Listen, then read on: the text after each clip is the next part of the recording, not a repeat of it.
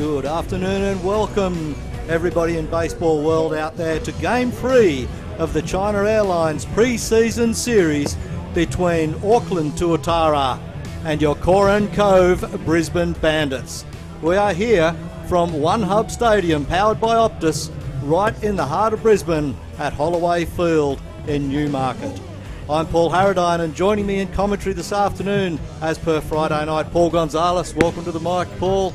It's a great afternoon for baseball. Yeah, really good. I tell you what, we had a fantastic match between these two guys, and the Auckland team really came out firing. At one stage, they were leading that ball game 6-3, and they looked like they had command and potentially put a little threat on the three-time champions, the Brisbane Bandits. But Bandits were able to come back and put a big number on the board, and I think David Sutherland put us well ahead with the Grand Slam home run late in that ball game and really solidified the win. But overall, they've come out there and they've shown to be a very, very competitive side this year. Yeah, and in that game last night, 10 hits versus 9 hits, which augurs well for Auckland Tuatara for their early season. Yeah, that's it. And like I said, it is a preseason match, and we have to acknowledge China Airlines for their support. But more than anything, it's a chance for both managers to see what they've got on the field and also with the bats. And both teams have swung the bat really well early part of the year. It's a very important day today in Australia and New Zealand, of course, Remembrance Day of World War I. The guns fell silent on the 11th hour on the 11th day of the 11th month in the year 1918 to finish World War I. And of course that's where the Anzacs started, and this is going to be a great game between an Australian team and a New Zealand team. First pitch coming up right now, and it's Jenkins leading off. Eric Jenkins goes straight away centre field, starts the game. First pitch, first hit, home run, straight over centre field fence between right field and centre field, and that was just a massive hit. And that's off the first pitch of the game. Well, you can't ask for any more than that. Home run to centre field, and Auckland kick off. They get one home run. Yeah, here's a pitch right here up in the strike zone, and he'd be able to barrel it up and drive that ball in the right center. And that's a big home run and a big start for this ball club. And that's a positive sign. We talk about it is Game 3. This will be the last preseason tune-up before they go away to Perth, and we stay at home against the Adelaide Bite. And Eric Jenkins, of course, putting his mark on the game so he can tell the coaches and the manager of the Tuatara that he wants a starting lineup in every game this season. So that's the way to kick off, and I will give you the defensive lineup right away now for the Coron Cove Brisbane Bandits. The starting pitcher is Ko Chien Lin. The catcher is Danny Lagaya. First baseman is David Sutherland. Wade Dutton at second base. Third base is Chi Hyun Shu, and the shortstop Logan Wade. At left field, Daniel Nielsen. Centre fielder Andrew Soupy Campbell. And in right field, it's T.J. Bennett. There's your starting lineup for the Coron Cove Brisbane Bandits. And the lineup today for the Tuatara, we've got Eric Jenkins leading off, who hit the lead-off home run. Luke Hanson, Daniel Lamb Hunt, Max Brown, Zach Clark, Sean Dunstan Jr., which obviously had a big night last night, Bo Te Wara Bishop, and Sue Hoshuan, excuse me on that one, and then Gui Zhu will be at first base. So that'll bring up the lineup. So there we go. He seemed to settle in after concede the first home run and settle back in for a strikeout for out number 1 of the first inning. Yeah, he was just getting himself into the zone for that first pitch. Unfortunately, it was right in the wheelhouse of Eric Jenkins. And now stepping into the plate, Luke Hanson went down on strikes. Stepping up is their third baseman for Auckland, Daniel Lamb Hunt. A big swing and a miss, and it looks like Ko Chien Lin is getting his rhythm now and moving location a little bit. Obviously, for a pitcher, he wanted to start with a strike. Well, he got one. Unfortunately for the Bandits, it went straight over the fence. But a lot of baseball left in this game here this afternoon. Auckland have had a fantastic workout for their entry into the ABL. As we said Friday night, it's one of the 2 expansion teams, and it's great that the ABL can expand, and we look forward to a few more years' time, maybe further expansion across Australia. Look, it is a positive sign, and a lot of things that they bring to the table. Obviously, they're playing for a nation, the whole country of New Zealand. So if they can get the support of the nation, I think this will be an extremely successful franchise moving forward. And then they've got partnerships with Sky in New Zealand as well. So that should really help to really promote and accelerate the awareness around the brand. And that's something the league has really been starving for, is more exposure. And this is the year that we really have launched ourselves on the bigger platform. Yeah, in a marketplace like they've got, Paul, as you said, they'll get all the coverage they need over there. And it will be good for the game. And another called strikeout there. Daniel Lamb Hunt frozen on that one. A KC, 2 out now. 1 run scored though for Auckland. That brings to the plate Max Brown, who will be playing right field for Tuatara. Brown had a pretty handy game on Friday night. And of course, Friday night's game, I think there was something like 17 changes of player throughout that game, as the coaching staff got the players in and out of the field to give them all a little bit of experience on game number 1. Yeah, and that's what both managers will do. I think they're talking about tonight even being a 7 or 8 inning ball game, depending on their arms. And everything is, with opening day starting next week, a lot of managers are going to be cautious with their players, making sure they're not going to overly tax them. This is just a preseason warm-up for these guys, and obviously they'll crank up next Thursday here against the Bite, and I think that's when you're going to see the guys elevate to the next level. Yep, be good to see. Lynn just missing inside there with a nicely located fastball, but just missing the inside edge. Umpire crew this afternoon. Behind the plate is Mal Mackay. First base, Toby Pinder. At second base, Tom West. And at third base, James Shields. Well, Tommy actually is. He's not there. No, Tommy will come in. They're just splitting the game. And last night, Tommy called the first half, and Tommy obviously will call the second half. Okay. So, and give Mel a spell, probably about the 4th. And it's one of those hot afternoons here in Brisbane, so good idea. Lynn works outside, missing there. Be interesting to see. First time we've seen him, he's just landed from Taiwan last week. So same thing is guys adjusting to each other. You've got Delicaya behind the plate, so getting used to his style, and then obviously getting used to his selection of pitches. Because when you talk about how he potentially would pitch in the CPBL compared to how he pitch in the ABL, he may change his typical game plan competing in Taiwan. Yeah, his background, #1 draft pick in 2008. And he was also received the Golden Glove Award in 2009 for the Taiwan national team. So he certainly got some credentials behind him, and good signing for the Bandits. Brown now waits the next pitch. Comes missed just inside again, and not quite getting into that zone that Mal Mackay has. So Brown walks, first walk of the game, first half innings of the game. So base on balls for Max Brown. Auckland with their runner on base, and that will bring to the plate the left fielder, Zach Clark.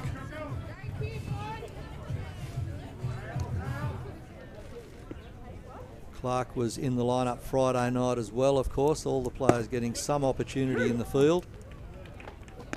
Good set of wheels on him. So can he keep the innings alive here with 2 out in the top half of the first innings from One Hub Stadium, powered by Optus? Just looking at Len early on, good velocity, good location.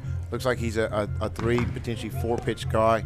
Like I said, good velocity at this stage. Got 1 pitch up in the zone, and that's one thing a lot of pitchers learn early in their pitching careers here. If you're going to miss down in the zone, you miss up, guys can do damage. Yeah. Good plate defence there from Clark. And a great afternoon once again. A light breeze blowing, nothing to really speak of, just keeping the temperature at a nice, comfortable level. A few puffy clouds coming across the sky as Lynn gets set again now. Comes to the plate, and with 2 out, gets a strikeout there, and that is the 3rd out. Zach Clark goes down swinging. So after the first half of the first inning, we have a score on the board of Auckland 1, Coran Cove Brisbane Bandits, no runs.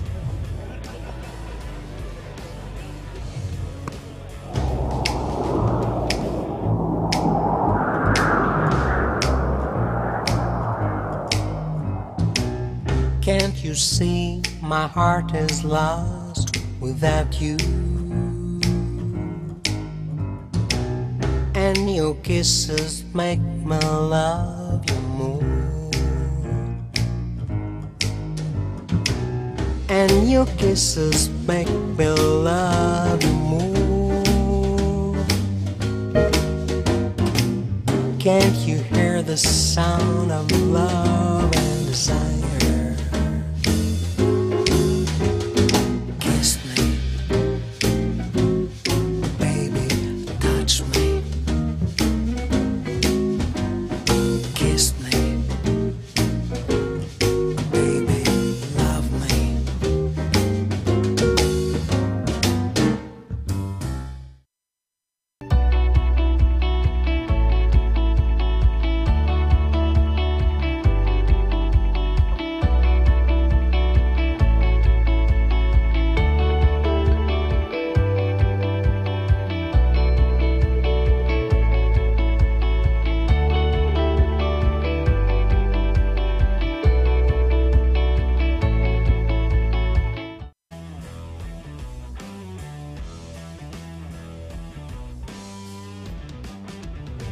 And welcome back to the action here, where Auckland and the Brisbane Bandits are participating in Game 3 of the China Airlines pre-season series here from Holloway Field, the location of One Hub Stadium, powered by Optus.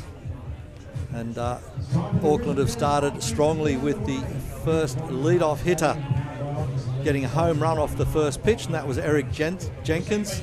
Just bumped one over the middle of centre field fence, and Auckland lead this game by 1-0. And they've done a very good job. And now it's the bottom half of the first innings, and Wade Dutton leads off for your Kooran Cove Brisbane Bandits. First pitch missing out wide.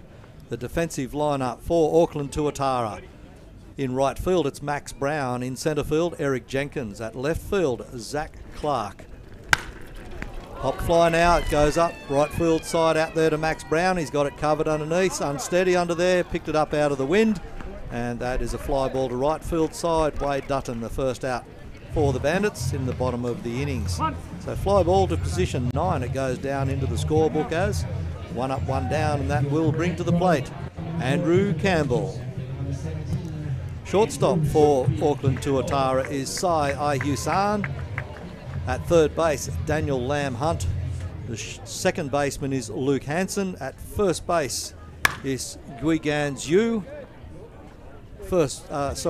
Catcher is Bo Teawera Bishop. And the starting pitcher for Auckland Tuatara, Chen Yu Xuan. So set for this next one. Campbell, after fouling that last pitch off, fouls off one directly behind home plate. So he had position right, just a little location on the bat, and that will get fair if he can make that little adjustment. Depends on the pitch coming though from Swan. Good crowd in again this afternoon for a lovely Sunday afternoon here. We had a really good crowd last night, a touch over 500 in attendance, and in day one we were close to 400. So for 2 pre-season games, it's been a really good turnout. Even today on a Sunday, there's a few hundred here tonight, so it's going to be today and this afternoon.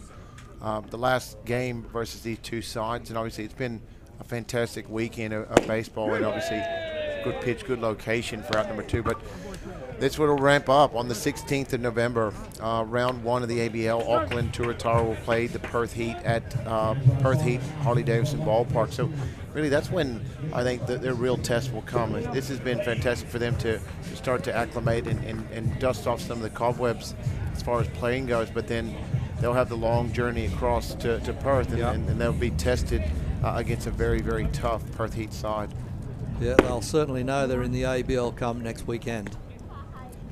Logan Wade steps in now. Wade Dutton was the first out, of course. Logan Wade steps in now.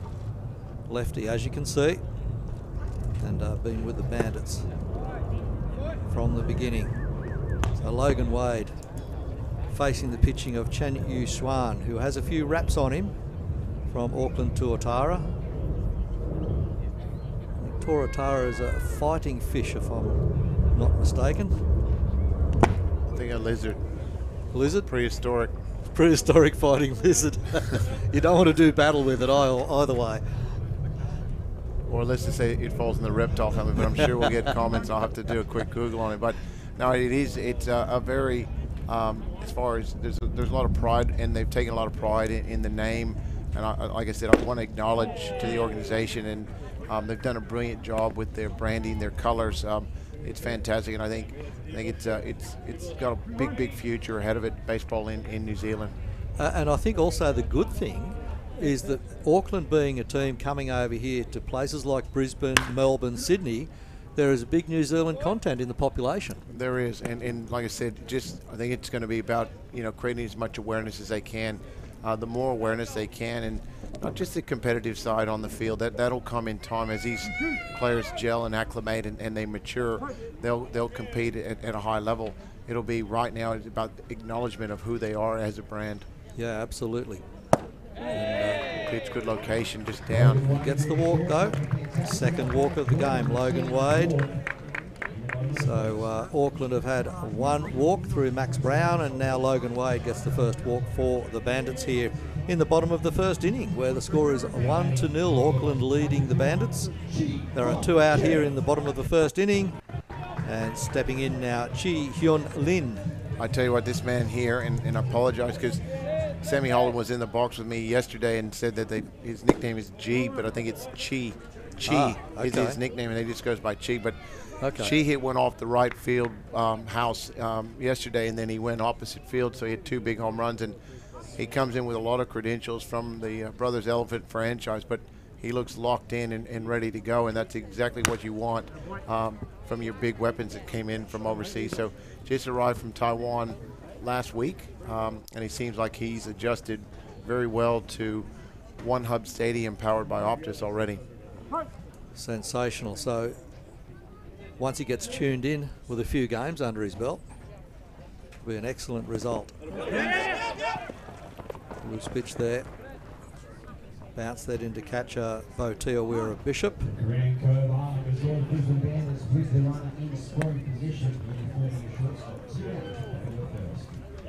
I like his approach. I think he's going to have a lot of success here. He very patient, for a big guy. He's got his swing power to the ball. He does have a bit of leverage. He uses the lower half and backside really well and elevates. And I think this is perfect ballpark for him to have a lot of success, and I expect a big year from him this year. I think once you sprinkle in a Donald Lutz and you start putting the right dynamics behind him, he'll start getting the pitches he wants, and they'll have to go at him to avoid going at some of the other big hitters in this lineup. Absolutely. So 51 on the uniform there. He settled into that. Playing third base, Chi Hyun Chu. And drags a walk as well. Base on balls on that fastball high out of the zone. Once again, another big threat to the plate with TJ Bennett. Last year I did mention had a monster year for the Bandits, but he's just been probably the guy that's come in from overseas and really become a fan favorite very quickly. He's well-loved player, and for the Bandits this is his third season, and last year was probably his biggest season with 16 home runs, and I think he hit over 300 again. But once again, if he can come in and do what he can do, it does make it tough. You don't really have a guy you can pitch around in this lineup. And some of the guys from the Northern Hemisphere in areas that have a similar climate to Brisbane as well. So it's a good location for them. They like the life here in Queensland. Good water here. Out of the tap's end in the ocean. Absolutely, absolutely. So that's been really good. No sharks, I've been told. No, Crocodiles no. ate them all. Yeah, that's it. So Auckland will stay. They'll be here until I think they fly out on either Wednesday or Thursday. They'll stay in Brisbane. They'll train throughout the week. Ball's hit hard to Ground second ball, base. straight to second base. Luke Hansen grabs that one, feeds it across to Jigan Zhu at first base, and they get that all-important third out on TJ Bennett. 4-3 out, brings up that third out there, and that shuts down the attack in the bottom of the first inning for the Curran Cove Brisbane Bandits, where the score remains Auckland 1, Brisbane 0.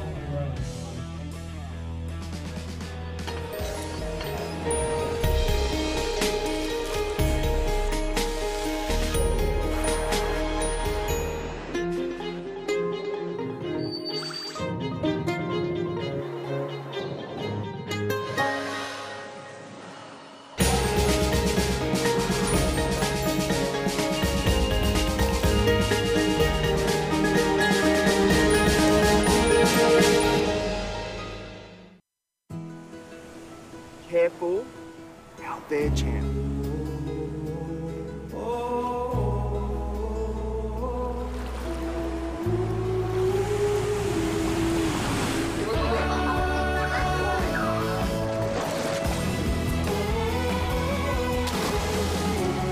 How good is this?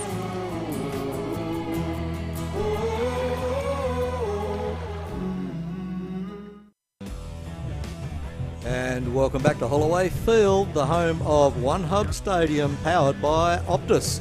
Brisbane Bandits taking on Auckland Tuatara. As you know, we go to the top of the second inning. Auckland leading this game 1-0 on the 11th day of the 11th month of November. The completion and end of World War I is Remembrance Day in both countries.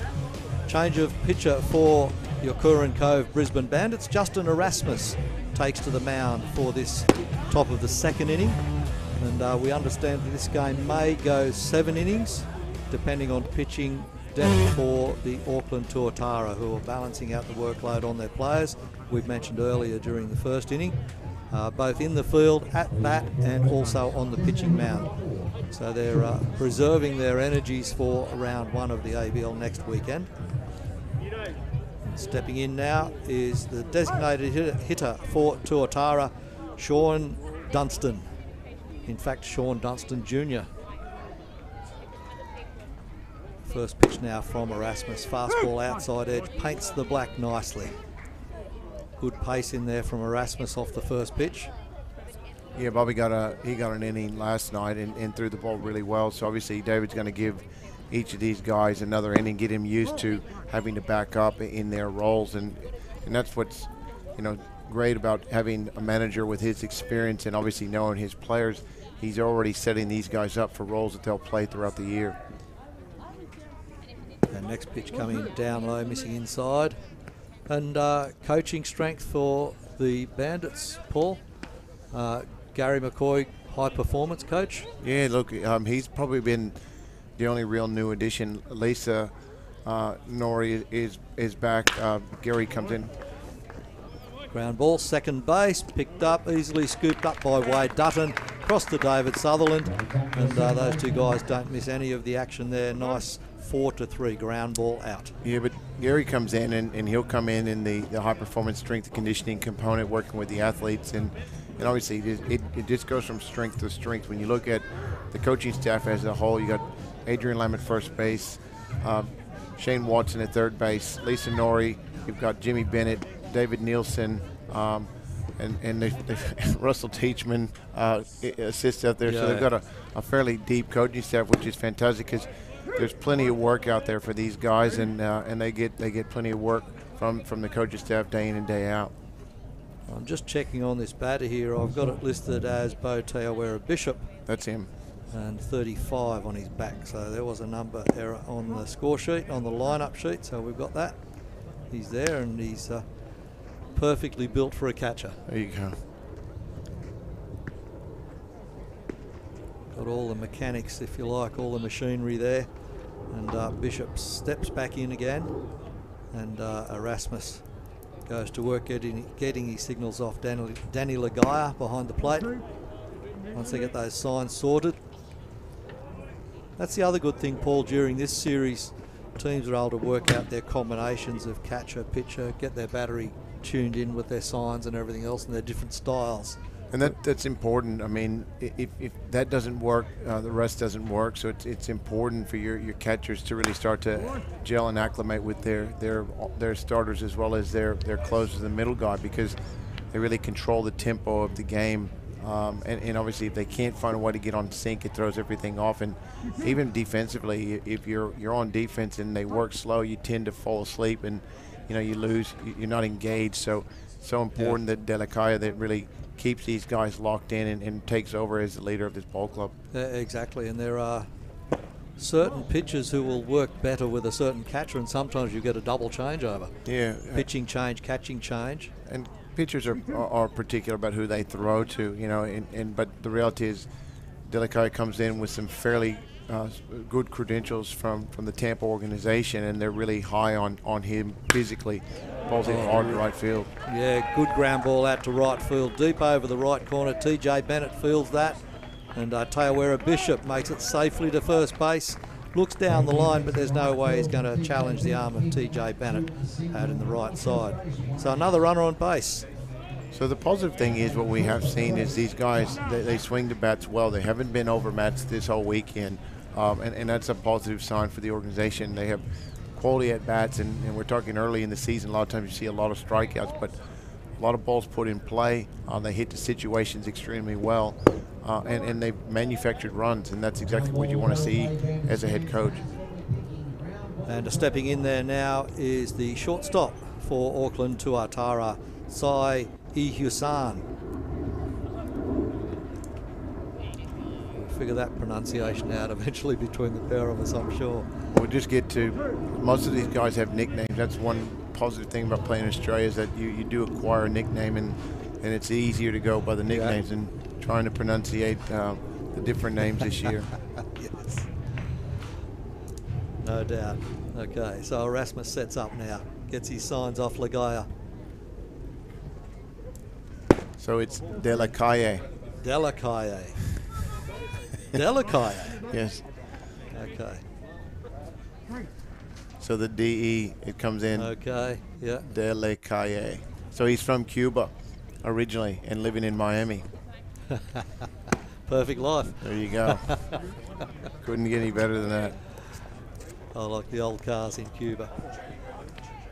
Just a quick timeout, and just settle him down, and that's what's good. You love to see that from your backstop. He goes in there and has a quick chat with Bobby, and you know, Bobby's a veteran type player, and you know, when you start seeing a young catcher like that taking command and taking control, physically he's got a big league body back there, but it's really the mental side of the game. It's calling it, reading body language, reading anything that you can, and reading those signs. And you know, they've obviously one of the best catchers on the planet, David Nielsen, in the dugout, so it'd be really good for him to continue to get mentored by David throughout the year. Absolutely.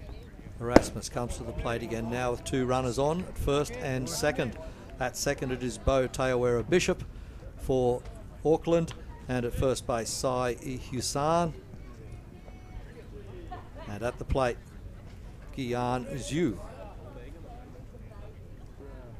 Erasmus just checks the runner back at second, throws nice pitch down low outside.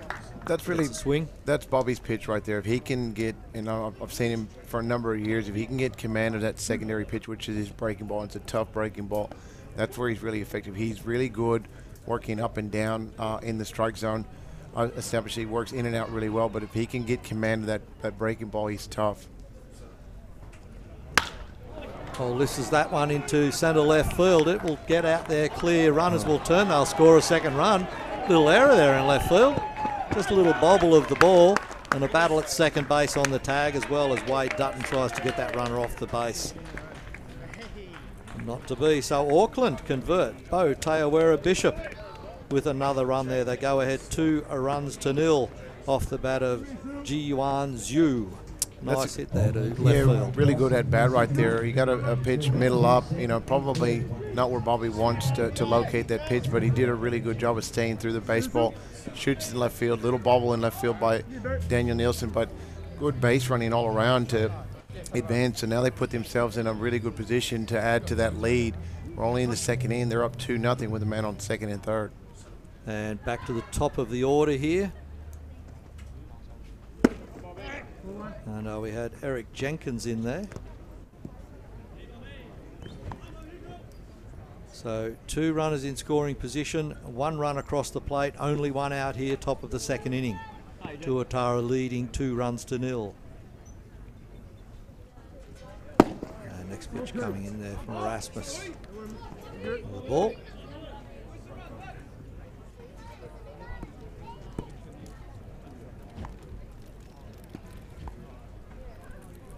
So we'll see what Jenkins can do with this next pitch here, with a bit of danger here for the Bandits, although it is early doors.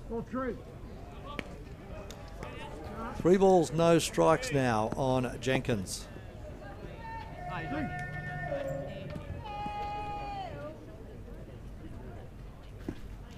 Let's see what Erasmus picks here. And that catcher, great position, very nimble at catching there. Great position, and he walks. Another walk there. Second walk issued by Erasmus. He's just really not finding his rhythm as far as in the zone. He's made a couple of pitches, and now he's got to really battle here with one out and bases loaded. So against the number 2 hitter in the lineup. Yep, 2 walks, loaded bases. Luke Hansen comes to the plate, second baseman for Auckland. Shout out to all of our viewers in Auckland that are tuned in. Nice pitch, that gets a strike. And that's where he's got to be careful. The strike's up in the zone. That's where you can get hurt. He's got to make sure he gets the ball back down in the strike zone, try to force, endorse the ground ball and get 2. That one certainly was a little high, and there we go. Ground ball goes to shortstop. There it is, Logan Wade. Wow. Across to first base, David Sutherland. They turn the double and they get out of trouble. So I think Logan Wade got the out himself at second base. Then it was a 6-3 to get the second half of the double play. So it is. That's all right. No, just we're a little bit advanced. Sorry, Paul. Replay's right in front of me. No, good play by Logan Wade, and it's just good heads up. And the main thing is, like I said, it's when you see the guys are that sharp. But after top of the second inning here at One Hub Stadium, powered by Optus, we've got a tough ball game with Tuatara leading 2-0.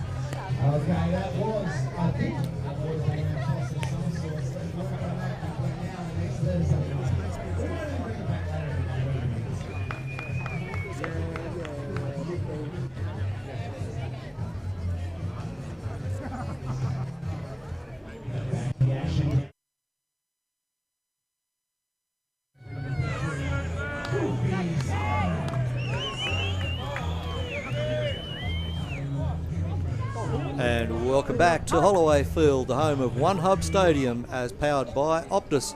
Brisbane Bandits come to the plate, leading off in the bottom of the second innings, David Sutherland, Bandits first baseman. Tell you what, he's had a fantastic preseason already, and 2 home runs, and last night a big grand slam home run for the Curran Cove Brisbane Bandits. And like I said, he looks relaxed up there, and he is the quiet leader on this ball club, and he has been for a number of years, and it's great to see him coming out and swinging a hot bat early in the year. Absolutely loves his baseball. That one left a little high there by Xuan. Chen Yu Xuan. Interestingly, way high out of that one. Put a bit of pepper on it, but yeah, up well out of the zone. With the number of players coming in from the likes of Taiwan and Korea, etc., around the nation, all of the clubs have basically got to have interpreters with them now to make sure that the communications are all good. Yes and no. The organization, I mean, most of them are actually fairly decent with their English. At times they will have an interpreter with them, but baseball language is universal. It seems that guys really adjust, but it'd be tough for Auckland when you look at, they've got young man from China, they've got Taiwanese, so they've got and Japanese. It'd be tough to bring interpreters for each of those languages, so maybe they can find someone that's multi-linguistic and can help in that space. But you're right, it's a different era of baseball, particularly here in the Australian Baseball League, and I think that's what makes it unique is the market exposure that's available to the league. And the interpreters I've had dealings with are all characters within themselves as well. They're all very entertaining people. Sutherland steps back in again now, waiting for this next pitch. Check swing on that one. The appeal, yes, called strike, and Sutherland goes down on strikes. K2, 1 up, 1 down. Good pitch right there in good location, just down in the strike zone and able to get Sutherland just out in front of it. But like I said, it's preseason, it's early, and guys are going to be aggressive, particularly on a Sunday day game. Like I said, Turatara's come out already with a quick 2-0 lead here in the bottom of the second inning, and so far I'm really been impressed with the way they swing the bats. There's a Daniel Nielsen, hits ground ball to shortstop. Shortstop the first, did they get him? No, safe, he beats it out. Great running, Daniel Nielsen. He hustled up that line straight off the bat, and that was a ground ball straight away to Sai Ihusan. You'll see this now coming up there, gloves it well. The throw just a little slow getting across to his first baseman. But that was due to the wheels of Daniel Nielsen, I'll tell you. He got up there very, very quickly. Got the afterburners on. So now Bandits with a runner at first base, single to shortstop, and Danny Dalakaya steps in now.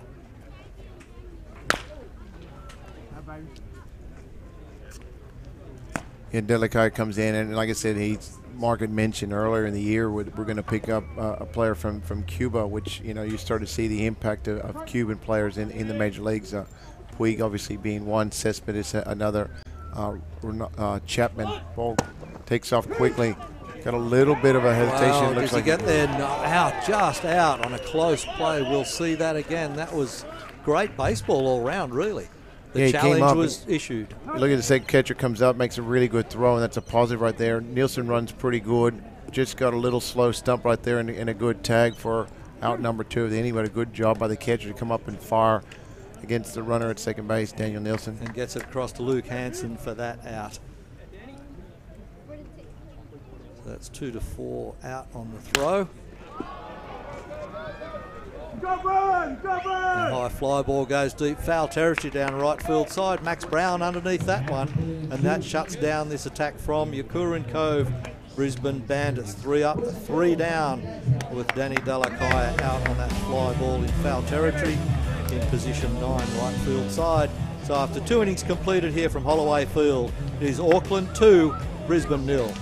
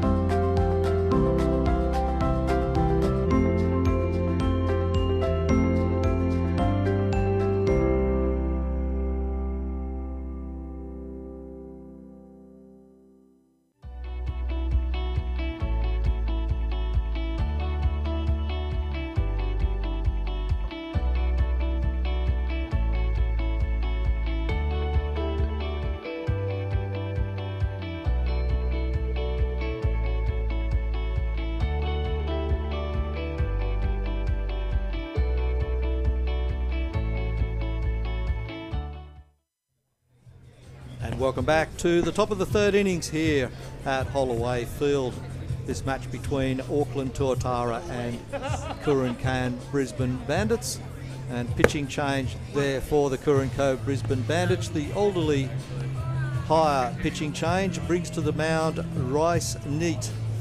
steps up now, and big tall guy. We've seen him here for a while, and neat, very well styled, well built, and controlling pitcher steps in there for his turn.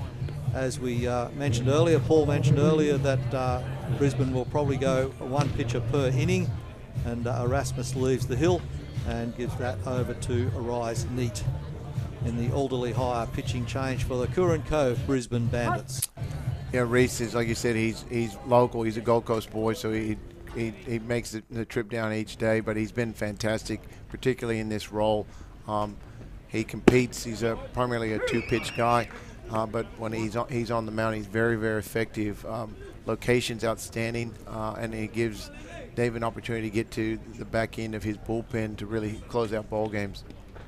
And stepping in for Auckland, Daniel Lamb Hunt leads off the top of the third inning. Familiar name to everybody in the ABL.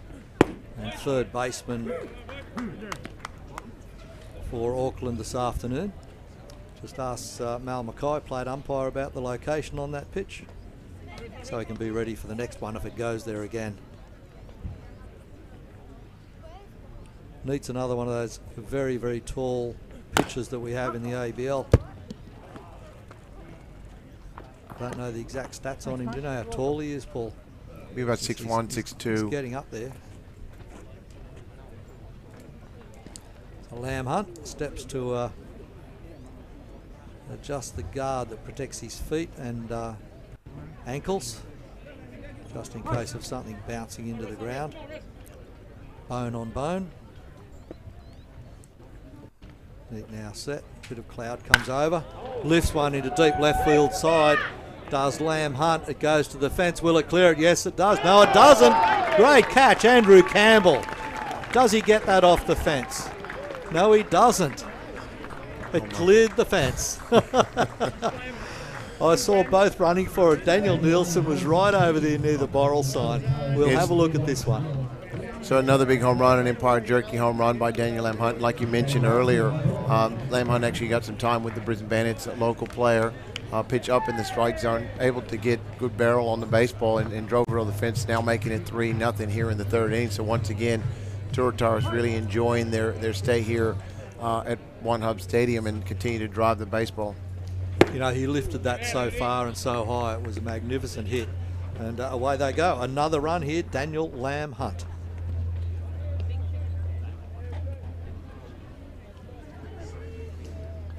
Andy Campbell certainly leapt for something there in the sky, but nothing went into the glove. I think you had it as a catch. Yeah, well, I saw his glove go up. Broken bat here down the right side and go straight to David Sutherland at first base out there. Hardly had to move, did Sutherland. A broken bat out on a fly ball to position 3. So one out now with 1 run scored. The home run there to centre field. Of course, on the leadoff, Max Brown second up and second out. Sorry, first out for Auckland, and that brings to the plate Zach Clark. Well, the one positive I was talking about last night's game when they had the early lead, 6-3 in the 6th inning, is that they come out to compete, and that's the thing. They haven't laid down and said that we can't compete at this level. They've actually come out there swinging the bats well. They've pitched extremely well throughout the days. The only thing that's really probably let them down a few mental error mistakes that they've had on field, but overall they played really good baseball, particularly in the early part of the year. Clark leaves that next one alone for a strike, called strike, outside edge. Nicely painted there by Neat. Top of the third inning here. And, very good crowd again, Paul. As we said earlier, there's a few more people have come in since the game started. Yeah, absolutely. It's good to see, good support. I mean, I imagine next Thursday night we'll have a full house, and Friday night we'll have a full house as well, and potentially Saturday in that double header. So it should be a great week of baseball starting next Thursday here at One Hub Stadium, powered by Optus. But I'm just looking forward to these games counting, just watching these guys take it up to the next level, and you're going to see that they'll go from just feeling the strike zone to all of a sudden now really pounding the strike zone as pitchers and making sure they have quality at bats each time they step into the batter's box. Bound to be an exciting start to the season. Foul ball goes to the Brisbane bullpen. off the bat of Zach Clark. I'm just looking at Reese's career numbers. So really, he got the ball in 2011-12. So he's been 1, 2, 3, 4, 5, 6, 7 years, and this will be his 8th year. But his numbers are outstanding: 8-2 with a 3.62 ERA, and that's over 121.2 innings worked. So he's been a workhorse for the Brisbane Bandits for a long time. Great stats for that number of innings. And it goes down swinging, does Zach Clark. Big swing and a miss on that one. So the Cy Fleet Hino strikeout goes up on the screen, and Reese Nitt really enjoys those. Yeah, look, like I said, it's been a very, very interesting year, not just on field but off field. I know our commercial manager Daniel Allman had a monster year with a lot of signings. So Skyfleet is another new signing this year, and they've taken on the strikeout naming rights partner for the franchise.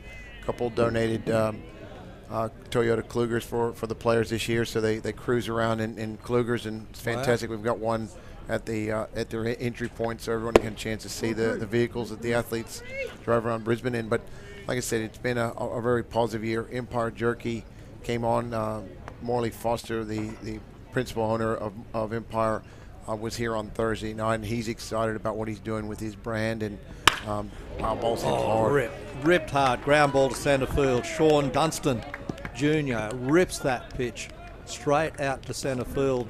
Brought back in by Andrew Campbell, but gee whiz, that was a hard hit ball. No chance of any infielder being able to get that. He got it straight through the alley. Yeah, he's had a really good series.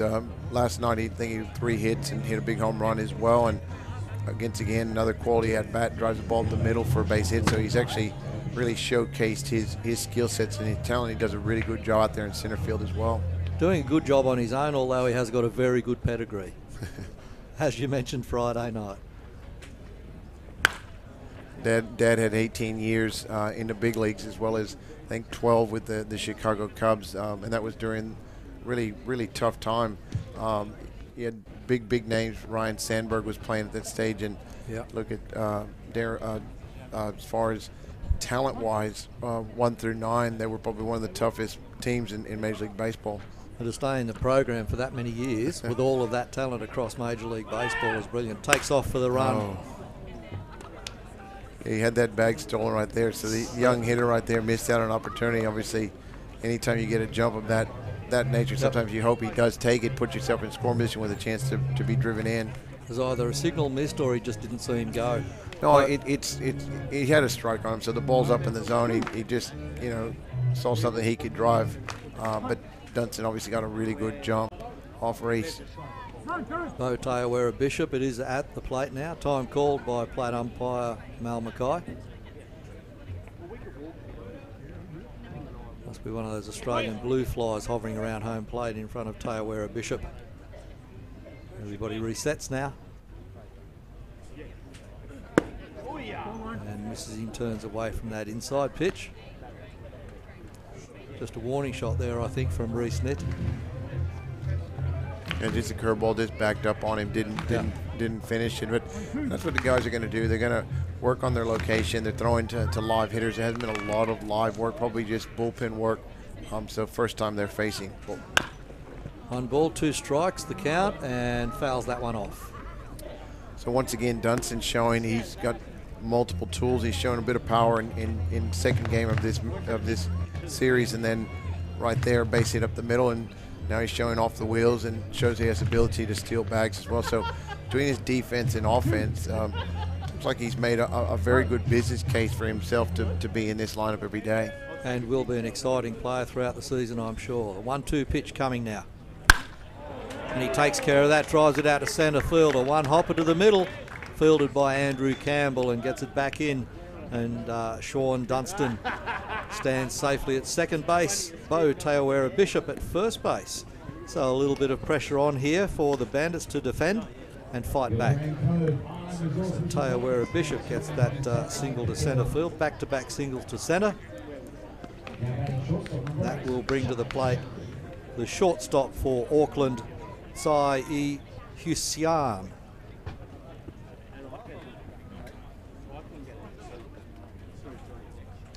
Let's see if he can keep this inning alive here, keep the runners moving around. 1 in scoring position. I like that right there. That's just it's very aggressive baseball by Delicaya right there. It just, you know, we talk about guys acclimating, and just that could potentially get you out of a jam if you're a pitcher, if you get a backdoor pick from your catcher to first base. So it's a good job that Sutherland and him are already working early together. We're in the preseason. A lot of times you don't see that till later on in the year, but they've already started to look at, you know, backdoor pickoffs with runners on. Could be a problem with the runner. Coach out there at first base is just checking. He's doing his belt up. He's busted his belt. That's what's gone on. But you're right, Paul. If it's the play that doesn't happen a lot in games, probably not as much as it should, to keep the pressure on these runners at first base. What it does, it potentially gets you out of a jam. If you've got a pitcher that, let's say, he's not on the day, and you can pick up a cheap out, get yourself out of an inning, all of a sudden it's a game changer. In this situation, he comes up with a big hit, all of a sudden now you're down 4-3 early in the ball game. So sometimes they come in handy if you can get a cheap out. Number 8 hitter now at the plate. Let's see what he can do, and just missing again there does Reese Neat for a ball. So 1 run scored by Auckland at the top of this innings with the lead off again. Lead off in the first, lead off in the third, getting home runs, although fresh pitchers coming to the mound each inning for the Bandits. Isan lifts one here, high left field, sides a man out there by the name of Daniel Nielsen settling underneath it. He takes a great catch there in the left side to bring up the third out here against the Auckland Tuatara. So after 2.5 innings here, the score is Auckland 3 leading the Bandits 1 run. Sorry, no runs. At the Sporting Globe, we're a little different to other pubs and bars. We have more than just cooks, we have chefs. We have more than bar service, we have table service. We have more than live sporting events, we have atmosphere. And we have more than customers, we have fans. It's more than a sports bar, it's a Sporting Globe.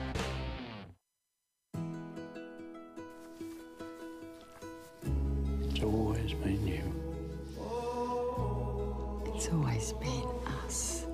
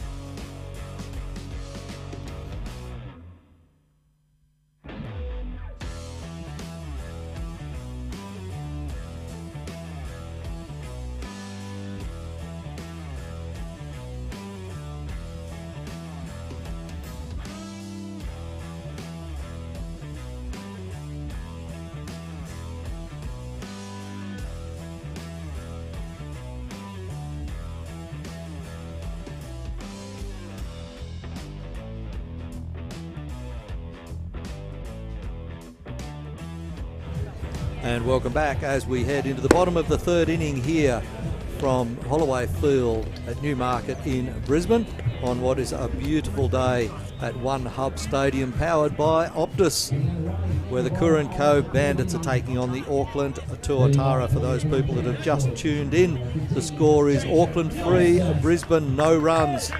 And the lead-off for Brisbane in the bottom of the third inning is the batter in number 9 slot in the lineup and designated hitter Jacob Nilsson. First pitch going through, no change of pitcher for Auckland. Still Chen Yu Xuan on the mound, working through his third inning, just starting now of work. So he's getting a good workout in readiness for round 1 commencing next weekend. Yeah, he's thrown the ball well. I mean, in 2 innings only conceded the 1 hit, and 1 base on balls and 2 strikeouts, but been very effective down in the strike zone, keeping these hitters off balance. I said nothing overpowering as far as velocity, but good location and good command of second and third pitches early in the ball game. Absolutely. Everybody set. Nothing unusual happening here at the moment. Nielsen just waiting for his pitch. There's a strike there, but not for Jacob Nielsen. 3 balls, 1 strike now. The 3-1 pitch to the advantage of the hitter. And he makes good work of that, drives it to deep centre field, but the man underneath it out there is Eric Jenkins, and he makes a fist of that, getting the fly ball. So fly ball to position 8, brings up the first out here, Jacob Nielsen. He made good contact with the ball, probably hit too well. Yeah, a ball struck well to center field, and like I said, another quality at bat by Nielsen. He had a first at bat in the preseason. He hit one hard up the middle and knocked down by the pitcher, and able to get him at first base. And another quality at bat by young Nielsen. And like I said, that's what you want, especially in preseason games. You want to have good at bats, and that's been 2 good at bats for that young man. Certainly has. Now we go back to the top of the order through Wade Dutton, second baseman for the Bandits. And next pitch comes through, and a swing and a miss there. Nice location there, and change of pace for Chen. Yeah, look, it looks like either a split finger or off-speed pitch, but the positive I've seen from Chen early on is everything is very, very consistent out of the hand. So just seeing a forkball grip right there. So good spot once again, good location, and really keeping these hitters off balance. I'd imagine as deep as he going in this ball game, he'll be one of Auckland's starters. So probably see him go one, maybe another inning, depending on his workload tonight. Yeah. Goes outside again. Dutton pulls that to third base side, and will be out on a 5-3 regulation play. Wade Dutton through Daniel Lamb Hunt fielding that ball, tracking it down from third base, feeding it across to his first baseman, Jukan Yu. Good play by Lamb Hunt right there, just to his left, comes up and good clean play and fires the ball across the diamond for out number 2. So the 5-3, 2 up, 2 down for your Curran Cove Brisbane Bandits. That brings to the plate now Andrew Campbell. Fouls off the first pitch. Plate defence there from Campbell is very good. Bandits trying to get their hacks in here and maybe create something to narrow this gap. It's a 3-0 lead that Auckland have. Wow. Campbell rips one. That'll clear the fence by a long, long way. It goes to the soccer field in the right field side. And there we go. Andrew Campbell does reduce the gap in this game to 3-1. Yeah, that's a big home run by Campbell. Another Empire jerky home run. Looks like we'll be giving a lot of shout-outs to Empire this year, and hopefully maybe we can work a deal out with Morley for every home run. We can throw packs of jerky into the stands. But yeah, another big, and that's what you want. You want to see these guys. Here's a pitch location. Ball's middle in, and he squared it up and did not miss it. That's what you want to see from your big guys in your lineup. You want to see them go quality at bats, particularly preparing for that big weekend against the Adelaide Bite next week. So Empire Jerky are going to have a great season this year as well, apart from the Bandits. And there's another rip to a right field side, getting across there. Jenkins, what a great track down on that one for the catch.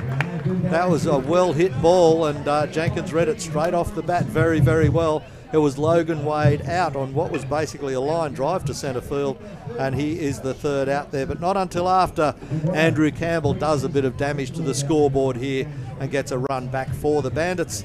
And that is 4 batters up, 1 run scored. After 3 completed innings here, we have a scoreline of Auckland 3, Brisbane Bandits 1.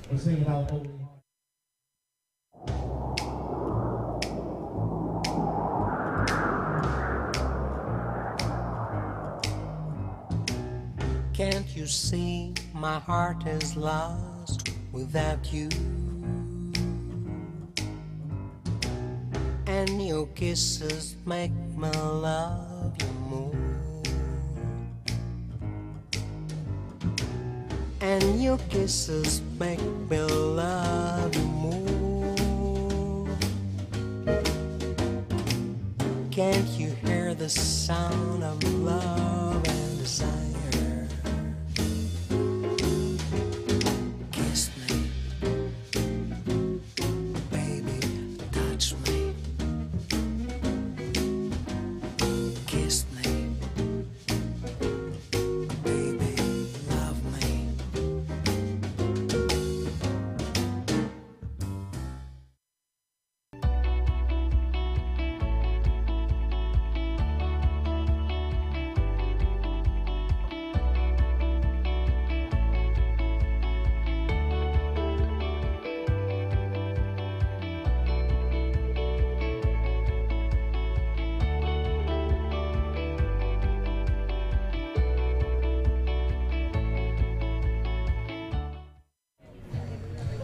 And welcome back to the top of the fourth inning here in Brisbane, where the Alderley High pitching change has taken place yet again, with Reece Neat being replaced by Sam Holland on the hill.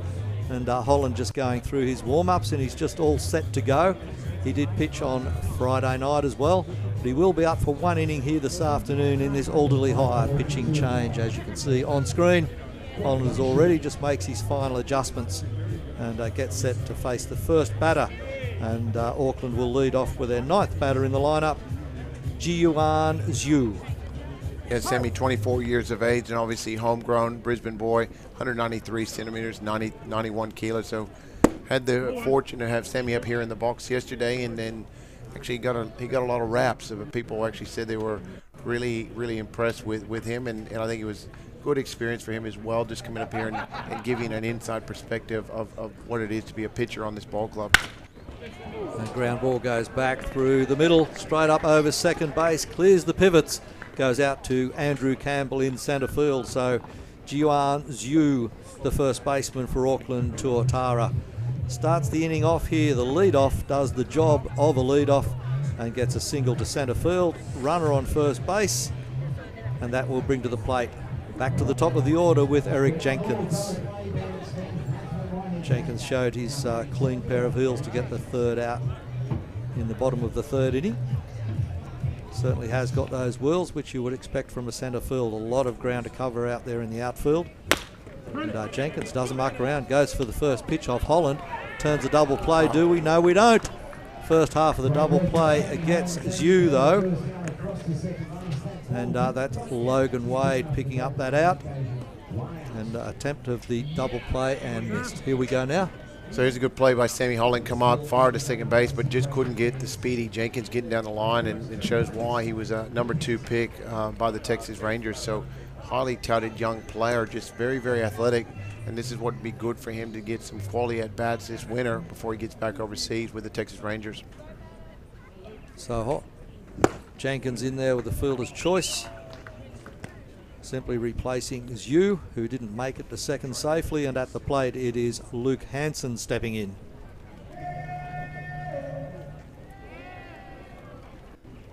One out, one on. Second batter in the lineup, Hansen, the second baseman for Auckland. Pick-off attempt there for Sam Holland. Yeah, really good extended lead right here. I would not be surprised with a 3-1 lead here in the fourth inning that he will be going. Sammy's not really quick. When I'm saying quick, it's about 1-1, 1-2 to home. Yeah. And so maybe see if he'll be aggressive and try to see if he can take it back. So takes that typical stance for the pitch throw over there from Delakaya. And he gets the out. Delakaya, great throw from Danny Delakaya. See if we get a replay on that. But I tell you what, fantastic job by Delakaya. He comes up firing to second base against a speedy Jenkins. And here we go, see the replay. Good pitch to handle right there up in the zone. Really good transfer to the shortstop Logan Wade, and right on the money for the second out of the inning. So bang play. Great to see from Delakaya. Got to say, excellent camera work as well, by the way. Fantastic camera work there, and on the replay, everything's so clear. Hansen fouls one off down the right side into the garden area. So bases are clear now with two out there for Auckland.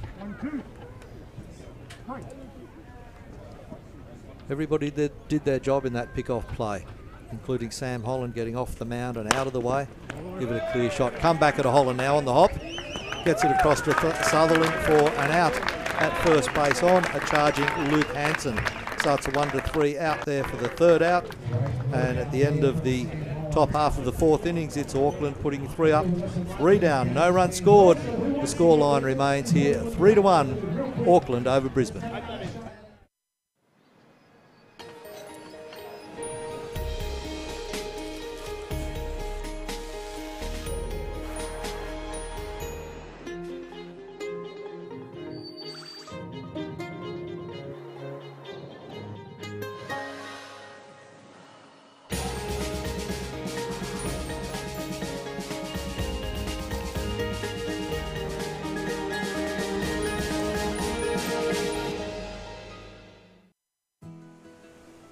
Careful, out there, champ.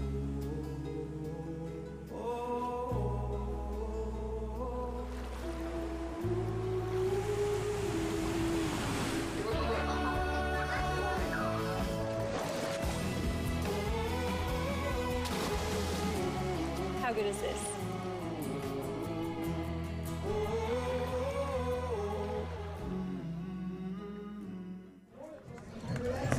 And welcome back to the bottom of the fourth innings here at Brisbane, where there is an Alderley higher pitching change for the Tuatara. And Isaacs comes to the mound for Auckland in the bottom of the fourth. After 3 good innings, very solid innings of pitching have been completed by Chan Yu Xuan, the number 21 for Auckland Tuatara.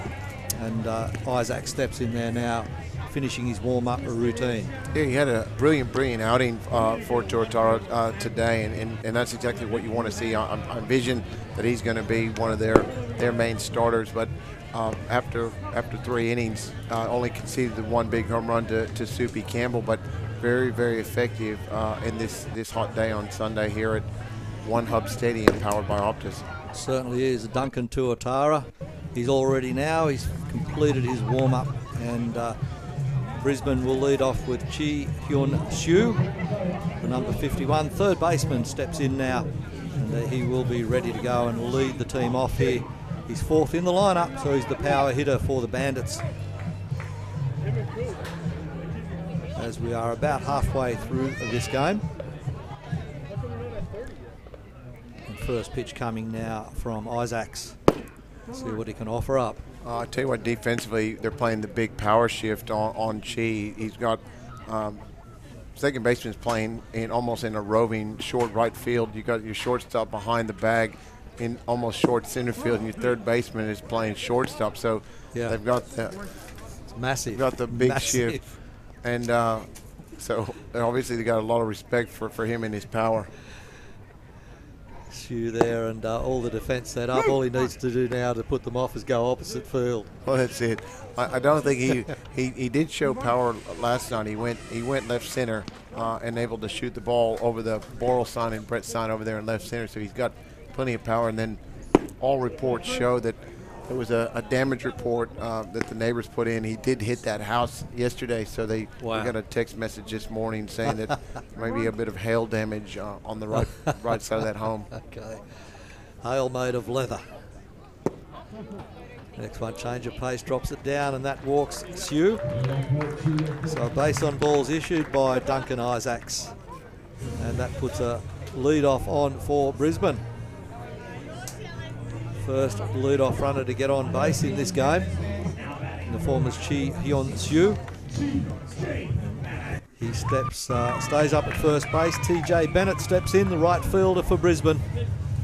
And if he can move Siu around, then there can be more threat on the scoreboard here as we get into the middle of the order here for the Curran Cove Brisbane Bandits.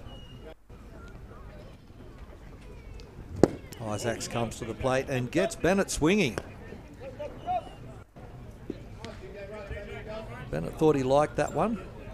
Yeah, good pitch, and that's what we're talking about. That's why these games are good. It's a new look. A lot of these guys haven't seen these guys, so it'd be great second time around once you start picking up velocity, arm slot, and what pitches he can throw. So another pitch up in the zone right there that he wish he had back. So now he's got to battle 0-2 with the man on first base here in the 4th inning. Yep, fouled off directly behind home plate by TJ Bennett. And he's another big crowd favourite here for Brisbane. 0-2 the count now. 0-2 pitch from Duncan Isaacs coming your way.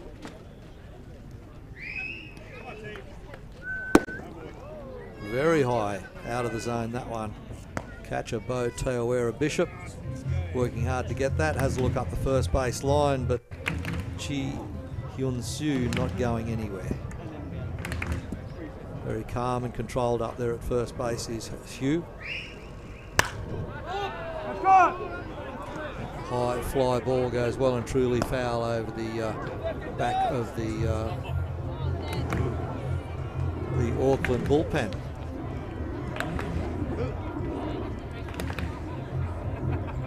So Bennett steps back in, gets his footing. Isaac sets with one eye over at first base on the runner. High out of the zone again, backdoor throwback from catcher Bishop. But Siu well aware of that. Gets back calmly again no problems at first base for Brisbane.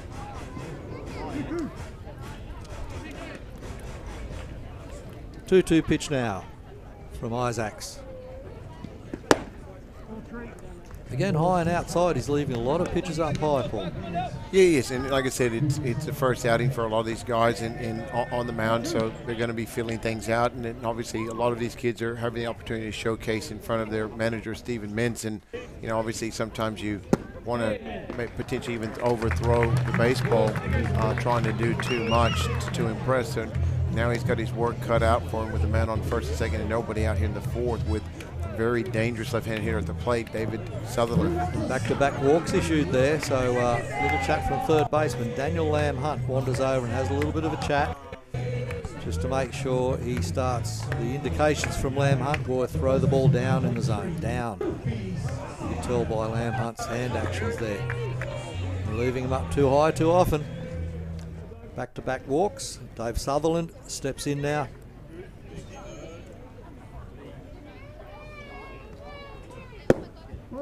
And he goes low that time. Isaacs did make the adjustment. A little too low, though. I'll give you a little bit of heads up next week, and it's where it all really begins in between the lines. It'll be on the 15th of November. The Adelaide Bite will take on the Brisbane Bandits here at home at 6 p.m. That'll be 6 p.m. start, and on the road as well, we've got the Geelong Korean team away. They'll be playing the Sydney Blue Sox at 7 p.m. So we've got plenty of baseball next week, opening season for 2018-19. That will be interesting, with the manager of Geelong Korea being Dae-Sung Koo, who's formerly a Sydney Blue Sox. Absolutely, and really great gentleman. I got a chance to watch him pitch, early in the piece, and I tell you what, as a former left-handed hitter, as a left-handed hitter, he'd probably be the guy that I don't want to face, but it's great to see him still involved in baseball and now leading that team in Geelong. He's got a great following in Australia, generally speaking, because of his style.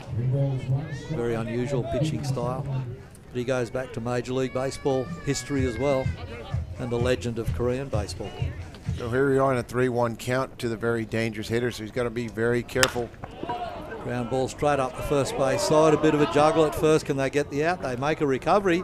They get Sutherland out, but both runners advance.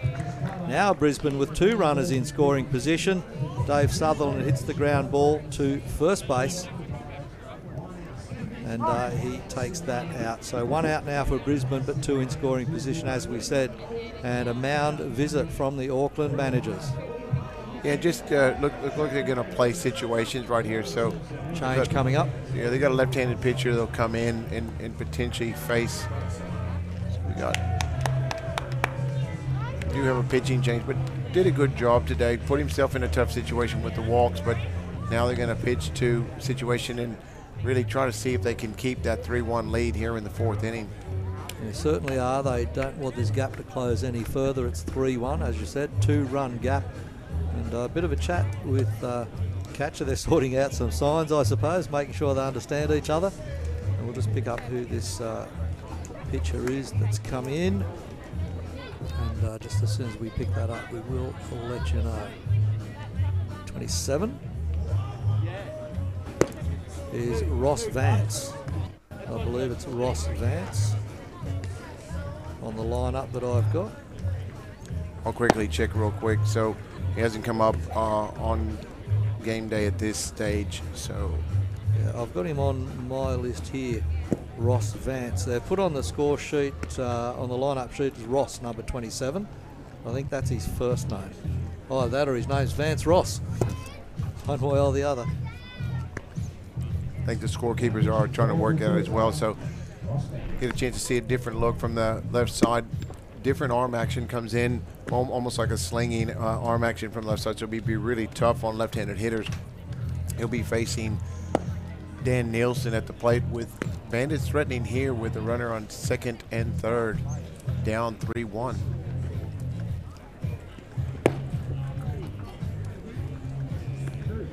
So power from lefty, as you said. Two more pitches to go in warm-up, as indicated by plate umpire Mal Mackay. Brisbane will come to the plate with Daniel Nielsen.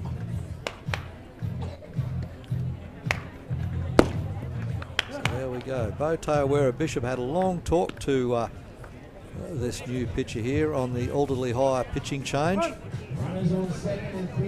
So making sure they were tuned in, so they may have a bit of background with each other as well. And Bishop looked very settled there during the warm-up.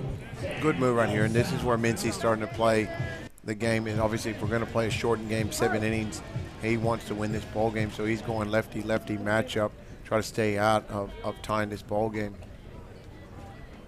So first pitch there from Avance. Swing appealed, denied by third base umpire James Shields. Nielsen awaits the next pitch. Wild. No run here. Came straight back off the fence into the glove of Bishop. He was only about 10 feet away from home plate. So runner at third base, Chi Hyun Soo, decided discretion was the better part of valor and hustled back. Ball was behind him, so obviously he just struggling to find the zone right there, so it puts a little fear, but he sits in a good hitting count, 2-0. And he gets a ground ball. Second baseman rounds that up. Luke Hansen can't handle it. Bit of a bobble there, and Brisbane get another run across the plate off the bat of Daniel Nielsen. So a bit of a bobble there by Luke Hansen at second base. Yeah, really good job right there, and see if we get a quick replay on it. But good job and good at bat by Nielsen. Comes up against a really tough lefty, got himself in a hitting count, able to hit the ball the right side of the field, and that drives in the second run of the ball game. So making it now 3-2 with the Tuatara still leading this ball game here in the 4th inning. Runners on the corners with Danny Dalakaya at the plate now. Right-handed hitter facing the left-handed pitcher. Dalakaya leaves that one alone for a strike with runners on the corners. 1-run ball game in front of us. And this is I got a chance to see Dalakaya take BP, and he's got big time power, and it's good to see. Particularly, I think the Bandits will get a number of left-handed arms at him, particularly with the strength of the left side of the lineup. So it's going to be good to see him come in, and if he can come in with some power numbers just to protect the Bandits against tough left-handed pitching. Well, let's see what Dalakaya can do here with his runners there. Catcher Bishop holds that pitch for Mal Mackay, trying to buy the strike.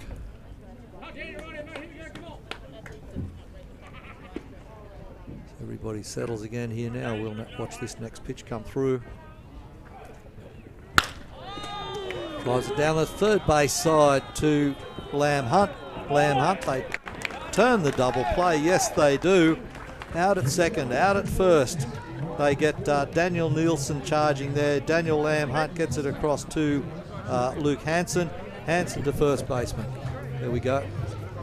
That hopper into the glove of first base. Really good job of turning 2 right there. So that ends the bottom of the 4th innings, and after 4 innings completed is Auckland 3 leading Brisbane 2.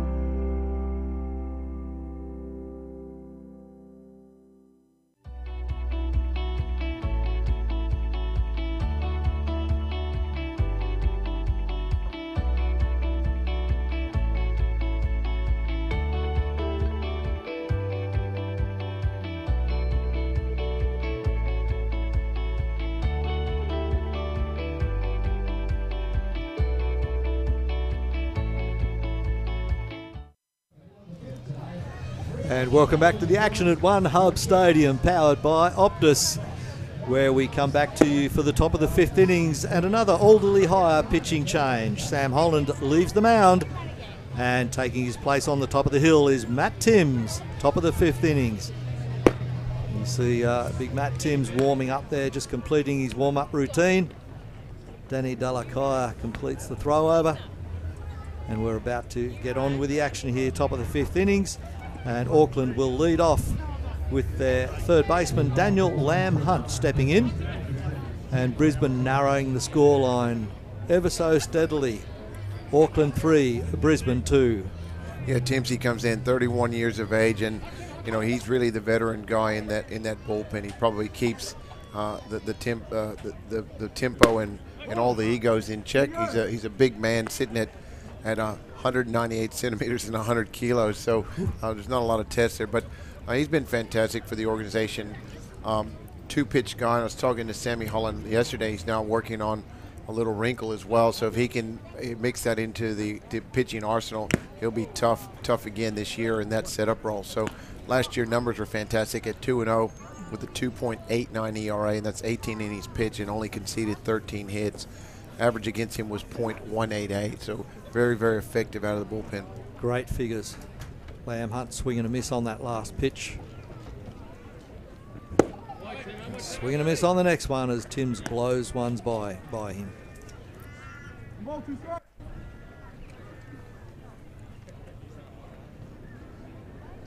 The 1-2 pitch now coming for Lamb Hunt. Out of the glove of Matt Timms.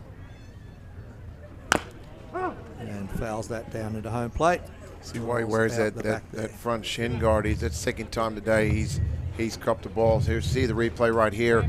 Foul ball just right off that front shinny, and that guard probably just saved him the season right there, because the ball comes off the bat fairly quickly. So been a really good crowd this weekend. We had close to 400 on day 1. We had 537 in day 2, and we had a 329 today.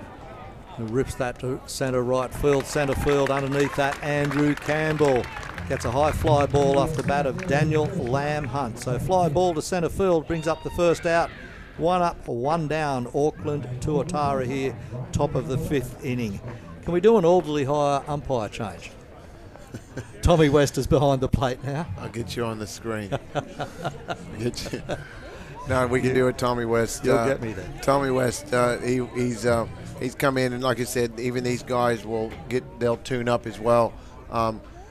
Tommy will actually probably be doing some games in New Zealand, so I think spoke to him earlier, and they're talking about he'll come in and he'll call some games in New Zealand this year and help that crew out. Like I said, they're still early days, so it'd be good to see him go out there and work with their team in Auckland. Excellent decision by the ABL. Max Brown is at the plate for Auckland. And nice fastball straight through the bottom half of the zone there by Matt Timms. Gets a called strike going. Brown not liking that one at all. Top of 5. Timms there to keep the Auckland bats quiet so that the attack can come out in the bottom half of the innings and maybe get back that equalising run. Little bouncer into the glove, drop third strike, throw over to first base. Dave Sutherland gets the out, does Danny Dalakaya. Max Brown goes down on a 2-3 play on the drop third strike. 2 up, 2 down for Auckland. And that will bring to the plate their left fielder, Zach Clark. Clark's had back-to-back strikeouts, called strike and a swinging strike in his first 2 appearances this afternoon.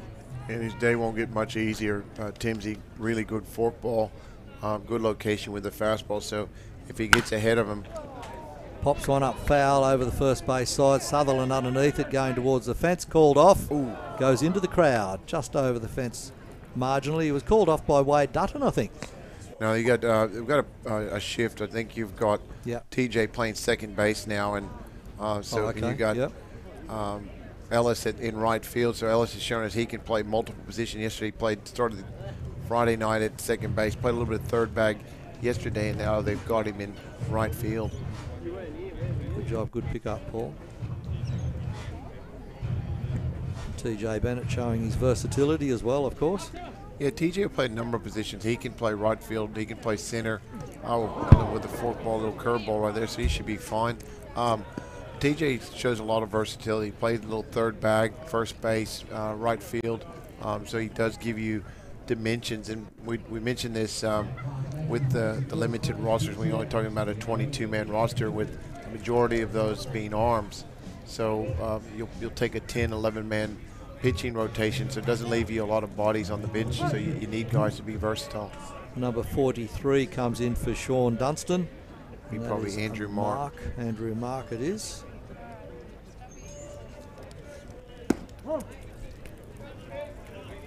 Little background on Mark. Mark actually came to pitch in the ABL in the early days for the Brisbane Bandits for 2 seasons, and now residing back in New Zealand and runs a batting cage. So he's actually transitioned himself into a hitter now. It's good to see him back in the Australian Baseball League. Okay. Fouls that one off into the back net. Very solid guy, as you can see.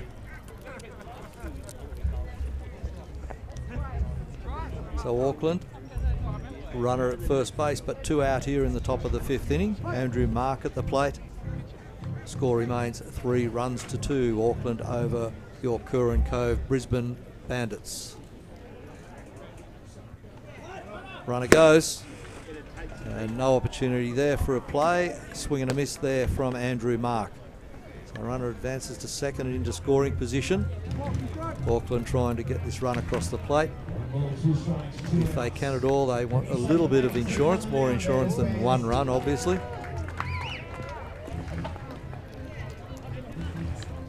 Andrew Mark settles again. Timms checks his runner. Gets a swing and a miss going out of Mark to get that 3rd out on a swinging strikeout. Big K2 there on Andrew Mark. Matt Timms shuts down the attack from Auckland. They leave a runner stranded there at second base in the form of Zach Clark. Scoreline remains Auckland 3, Brisbane 2. At the Sporting Globe, we're a little different to other pubs and bars. We have more than just cooks, we have chefs. We have more than bar service, we have table service. We have more than live sporting events, we have atmosphere. And we have more than customers, we have fans. It's more than a sports bar, it's a Sporting Globe.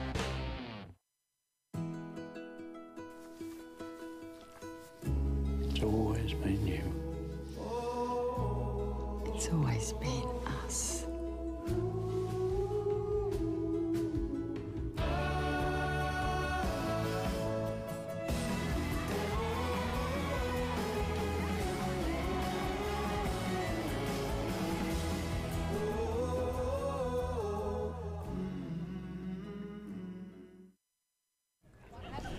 And welcome back to this Game 3 of the China Airlines pre-season series from Brisbane, where the Brisbane Bandits are taking on the Auckland Tuatara.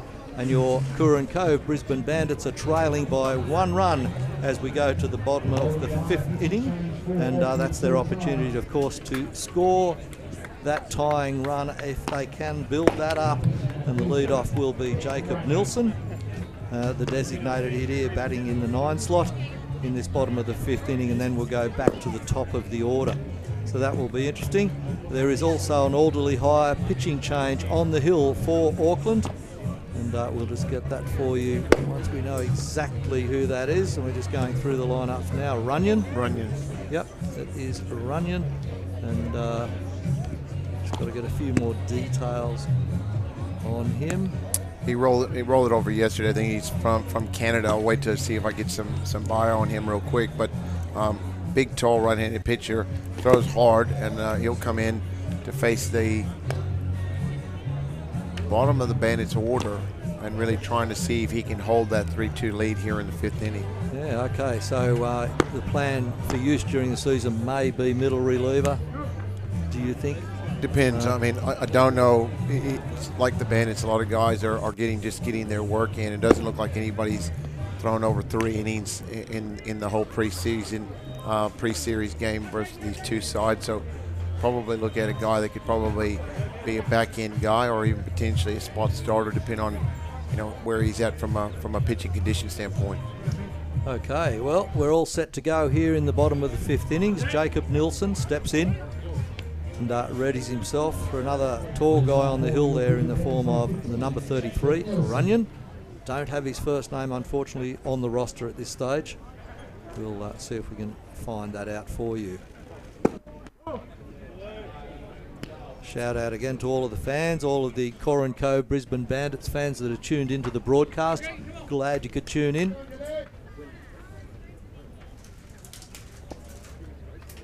Runyon are ready now. Big, tall, imposing figure on the mound. And a ball there. So I'll go back to that schedule. So 15th of November, that is the official opening day where the Bandits will take on the Adelaide Bite here at One Hub Stadium, powered by Optus at 6 p.m.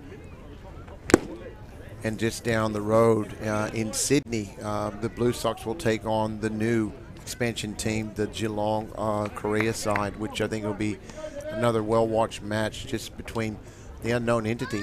We Yes. really don't know much, with the exception that it'll be a full Korean side playing out of Geelong, and I've heard some really positive things about that franchise and that organization so far. That will be certainly a test. Early days in the season. And the contest here Thursday night, 6 p.m. Correct. And then on the Friday, then it all opens up for all teams. Auckland will open up. Pop up over first base there, settling underneath that is I think he's still there. No change there at first base for Auckland. Zhu at first base.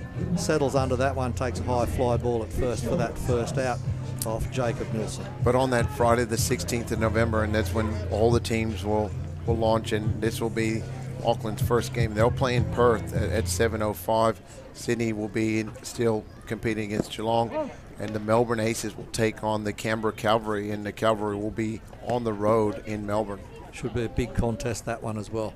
They'll be certainly testing each other out there in Melbourne.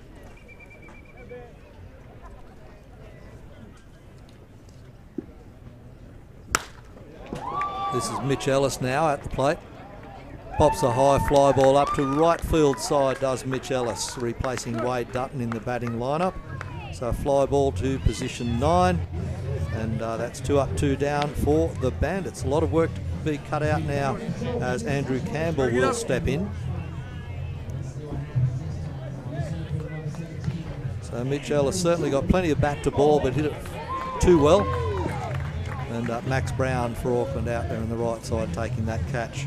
2 up, 2 down. Andrew Campbell steps in. Can he get something going here for the Corin Cove Bandits? Good pitch, good location right there, and been very, very effective here in the 5th inning, just keeping batters off balance. Mitch came in right there, just got him a little bit out in front. A good job of running the ball down for out number 2. So Bandits are in the 5th inning here at One Hub Stadium, powered by Optus, and it is a 3-2 ball game here in the 5th.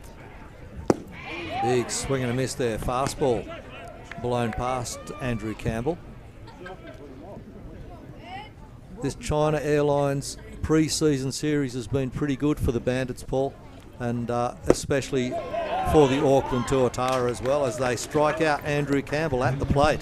So 3 up, 3 down here in the bottom of the 5th innings, and after 5 innings completed is Brisbane 3, Auckland 2.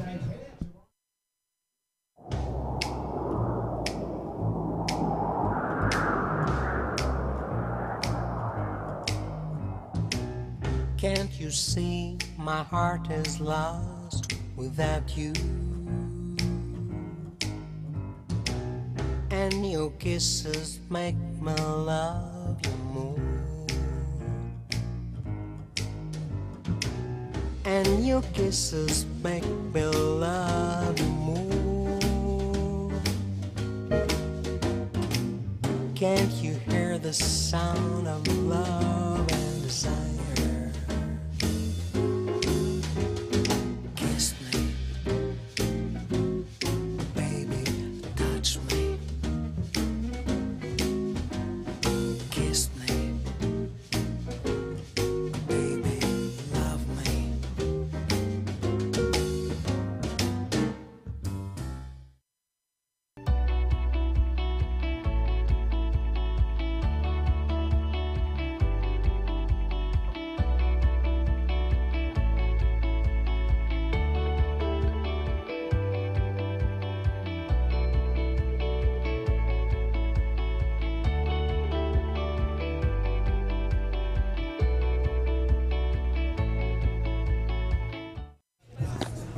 And welcome back to Holloway Field, the home of One Hub Stadium, powered by Optus, where the Curran Cove Brisbane Bandits are taking on the Auckland Tuatara.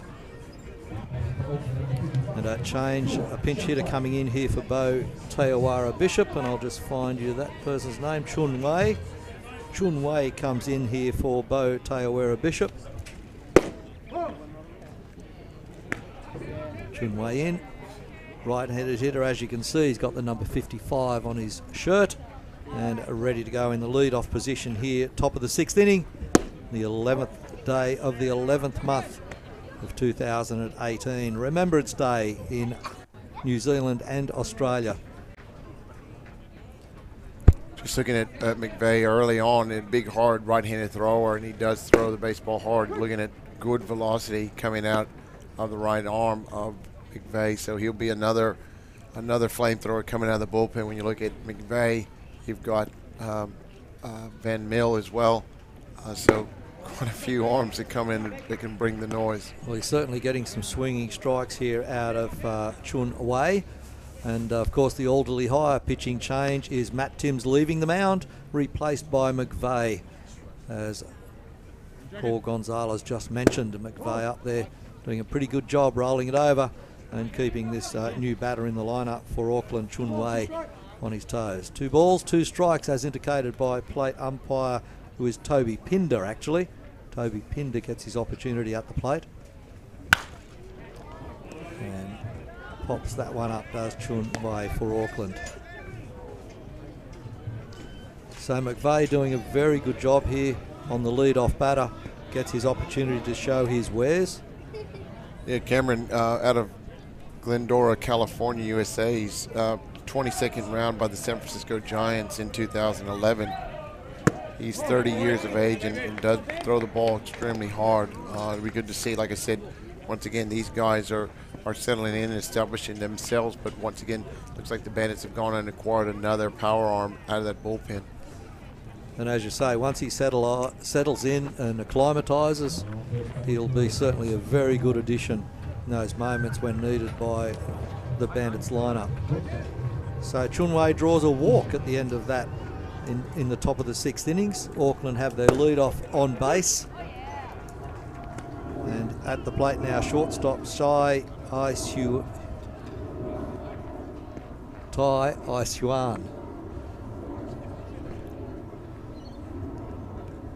So he's Xuan.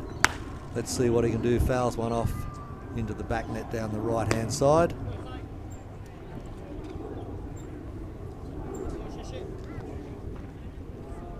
And he'll be followed in by another pinch hitter who was on deck. That will be Richards. He's on deck. And a bouncer into the breastplate there, well knocked down. Fantastic work behind the plate from Ryan Book.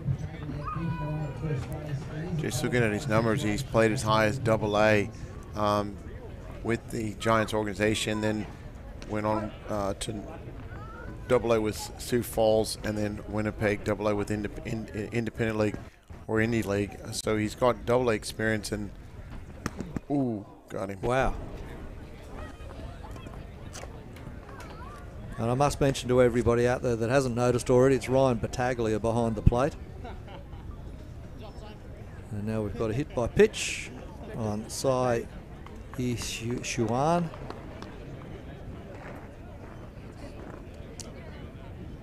So now Auckland with 2 runners on, putting a bit of pressure on the Curran Cove Bandits here in the top of the 6th inning, just trying to keep their lead. Slender lead of 1 run. They've got 2 runners on though, 1 in scoring position. Another runner at first, and that brings to the plate a pinch hitter in the name of Richards. And I'll bring you his Chris Richards it is. Chris Richards steps in and he lifts one into the outfield. It goes to right field on the hop, moves the runners around, and will stand him safely at first base. So a single to 9 for Chris Richards. A really good job of hitting right there. Got a fastball up in the zone. Obviously, after the hit by pitch, and drives the ball into right field. Now that loads the bases, and that'll bring up another pinch hitter for Tuatara with a big opportunity to pad this 3-2 lead. And that pinch hitter we will find in a moment is we've got Swanson at the plate.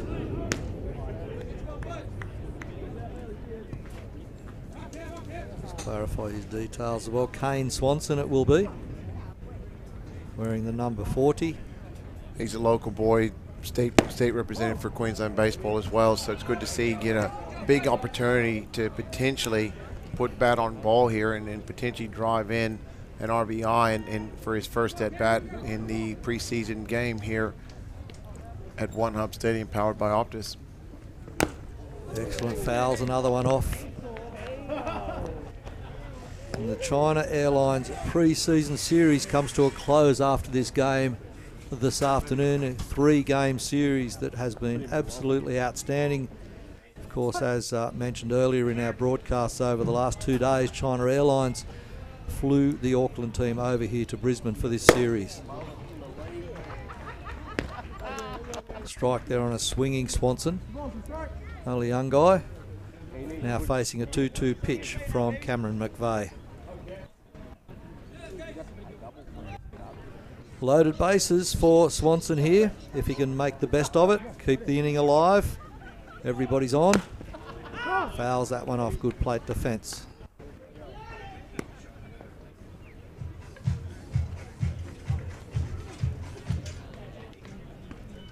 Great opportunity for this young man. You know, he's facing a 30-year-old veteran arm on the mound for the Bandits in this game. But like I said, just for his development as well as a young player, having the opportunity to face, you know, an ABL pitcher in his debut. Pitch, good location, and good job of laying off a very tough pitch. Now that brings the count to 3-2. Fast down low. 3-2 count, 3-2 scoreline. Brisbane chasing 1 run, if not 2, to get ahead in this game. David Sutherland looking relaxed there at first base with a runner behind him. And it goes to first base. He drives it to the outfield. Good ground ball. They get an extra run here to Auckland. And that ball a little loose. Good backup play by everybody on the infield. And Swanson gets one through the infield there out. And a good batting from Kane Swanson from Auckland. So a single to the right field side. And that drives Chun Wei across the plate. For Auckland, they get an extra run and build a 2-run buffer now. Really good job of hitting right there. Got a pitch out over the plate and able to shoot the ball with 2 strikes and a 3-2 count to right field. And that's a big RBI for that young man. That'll help his confidence. Once again, Tuatara continue to have quality at-bats in situations where they need to generate offense, and they've done a very good job this weekend of generating offense. Luke Hanson stepping in. Again with loaded bases remaining there for Auckland Tuatara.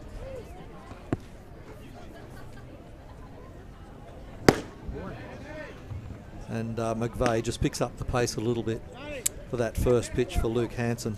Well, the thing is, velocity's there. It's now just getting command, and he's got a split finger grip when he's on the mound in the set position. So obviously he looks like a 2-pitch guy, fastball, and then obviously that split finger fastball. So he is a power arm, so he's going to challenge a lot of hitters. The main thing is make sure he gets his location where he wants it to be very, very effective here. Everybody in, third base in close. Chi Hyun Chiu. That's a good pitch right there, and that's that secondary pitch where once he can command that, then you can't really sit on one primary pitch would be his fastball. So, like I said, the velo is there. Really, the success is going to be the secondary pitch in establishing that he can throw for a strike. So McVeigh comes to the plate again. None out here, nobody out. Top of the 6th inning, loaded bases, 1 out now as Hanson goes down swinging. A big K2 on that one for the first out. Still loaded bases though. 1 out, loaded bases, 1 run scored. And coming to the plate, Daniel Lamb Hunt, third baseman for Auckland.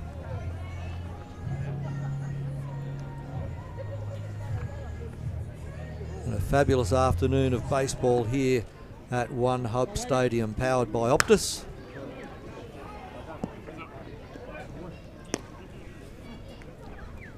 And once again, I do want to thank and acknowledge China Airlines' fantastic support in year one in this partnership with the Kern Cove Brisbane Bandits, and can't acknowledge what they've done to help bring this team here to play this first inaugural milestone game against the Auckland Tuatara and the Kern Cove Brisbane Bandits. So it's been an outstanding series overall.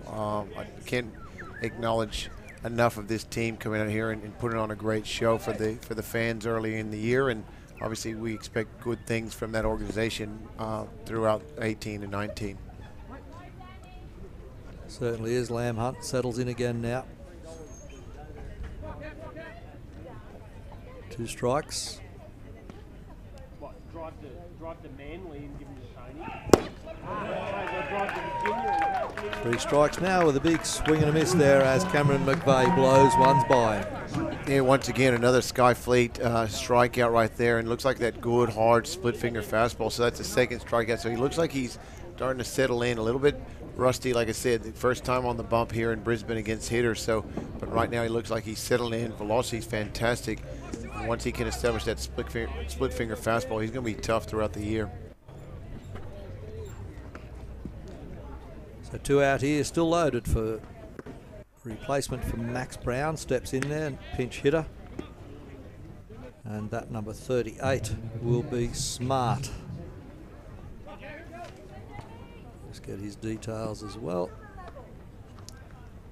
from the roster. We've got to, can't find him on the roster yet. Yeah, he'd be coming in for first base, so big left-handed hitter coming in with an opportunity to see if he can add to the score.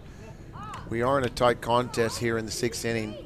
Brisbane is down to the Auckland Tuataras 4-2 here in the 6th inning. And loaded bases with those 2 out. They need to try and keep this inning alive. And Brisbane, of course, need to shut them down, shut down the attack of the Auckland Tuatara.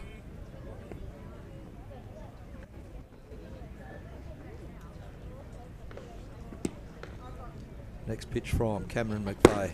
Gets ready, throws fastball, picks up the inside edge nicely. 3-1 count now, 3-1 count for the hitter's favour.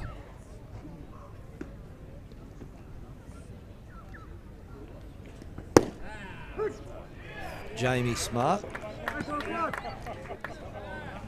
takes that strike to fill the count now. Yeah, good pitch, good location, and you've got to make sure you make a quality pitch, particularly in a 3-1 situation with bases loaded. So still plenty of work. Runners will be moving on the...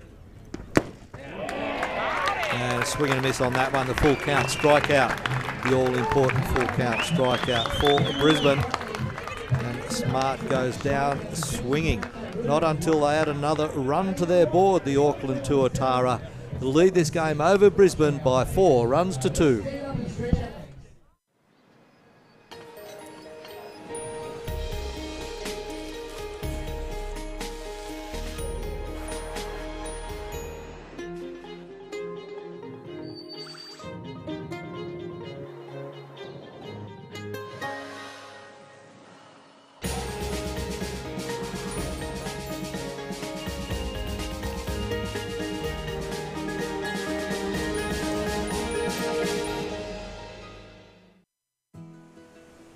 Careful, out there, champ.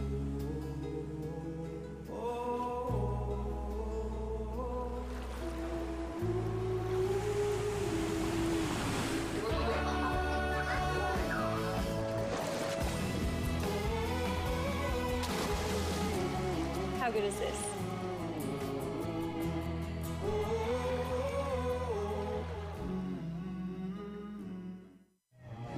And welcome back to One Hub Stadium, powered by Optus, for Game 3 and the culmination of the China Airlines pre-season series here from Brisbane in what has been a fantastic 3-game pre-season series. And an Alderley Hire pitching change for the Auckland Tuatara. The number 30 on the mound, that you can see on screen right now, is Nathan Crawford. Yeah, Nathan, local player, been around for a long time. Got a few innings with the Brisbane Bandits. Also played in Canberra for a while as well. So good to see him back in uniform and an opportunity to showcase his talents here at One Hub Stadium, powered by Optus. Certainly is. Bottom of the 6th innings, the lead off for the Kuranko Bandits is Logan Wade.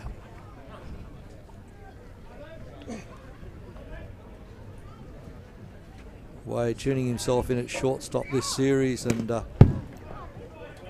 as perfectly as expected.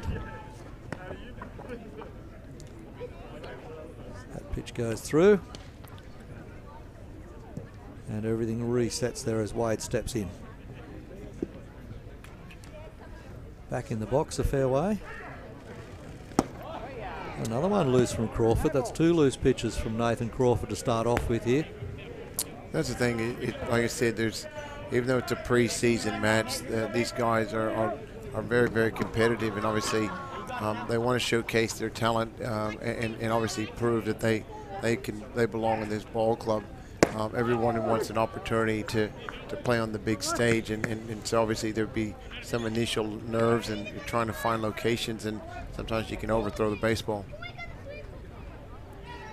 Absolutely, it's early season nerves, one might say, generally speaking, as Wade gets a walk off the pitching of Nathan Crawford to lead off the bottom of the 6th innings for the Bandits.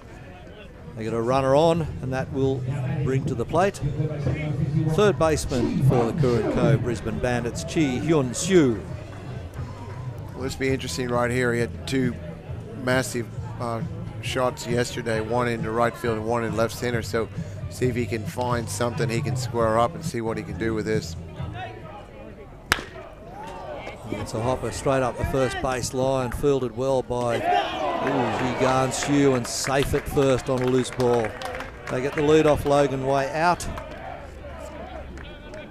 So ground ball hit, good play by the first baseman, Lam Hunt, to come up far, throws the first, second base, and good transfer by the shortstop to far through, but just hit Crawford right in the glove and able to come up with it, and that keeps the inning alive. So once again, Bandits continue to find their struggles offensively, but they continue to hustle down the line and stay out of a big double play. So 1 out, 1 runner on. Sue at first base on the fielder's choice. And TJ Bennett at the plate, who has moved from right field to second base about 2 innings ago. So TJ Bennett, another power hitter here for the Bandits.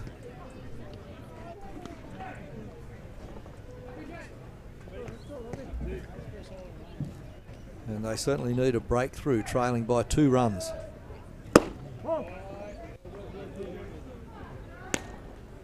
Crawford a little bit loose around the zone here, and that's what is another test for the batters, of course.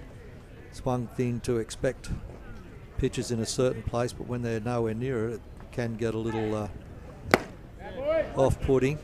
And he gets him swinging on that one, does Nathan Crawford. Gets TJ Bennett swinging. It was something that was probably in the high side of the zone. Yeah, look, I mean, you're hitting count, though, and you're in a preseason game. I'll take my hacks. You know, if I get in a hitting count, even if the ball's a little bit up in the zone, if you can elevate, you can drive the ball to the ballpark. Elevates this one. May have popped it too high. Can they get to it? No, they cannot. It makes it. Is there a play on? No, there is not. Nearly had a play. And runners move around now safely for TJ Bennett. That one falls fair with a single to left field side. A single to 7. Yeah, you take that. It didn't. Ball beat him inside on the inner half, and obviously left fielder didn't get a good read on it by any means, and ball falls in front, so it keeps the inning alive. So just to the hustle of Chi getting down the line and just putting bat on ball, the Bandits now put themselves in threat. It looked like it'd be a quick timeout. Obviously, knowing the situation, probably more so what signs are we going with the man on second base. So right now that'll be the focus, make sure we're on the same page, particularly with the dangerous hitter at the plate, David Sutherland, excuse me. He's there. Oh, here we go. They're going to pitching change. Goofy Sutherland stepping in. They're going lefty. So managers are all over it. Yeah, coming out of the pen right now is the pitching change, and as you called it, Paul, left-hander, galloping out to the mound. Nathan Crawford's day is done. And this is the bottom of the 6th innings with only 1 out, and Auckland working to defend. That would appear to be Tom West umpiring at third base out there now. Yeah, Tommy, like I said, even the guys are working their way around. Pinder behind the plate, Shields at first base, and Tommy West at third base. But like I said, Mincy's looking now, he's managing this ball game to win. So he sees a situation with a tough left-handed hitter at the plate. So he brings in his lefty, Cone, to try to see if he can stop the bleeding while the Bandits threaten here down 4-2. Out of the Borkham Hills Club in Sydney as a junior at one stage. Did some work there. He may have had a short season with the Blue Sox at one stage as well, so he's got history in the ABL.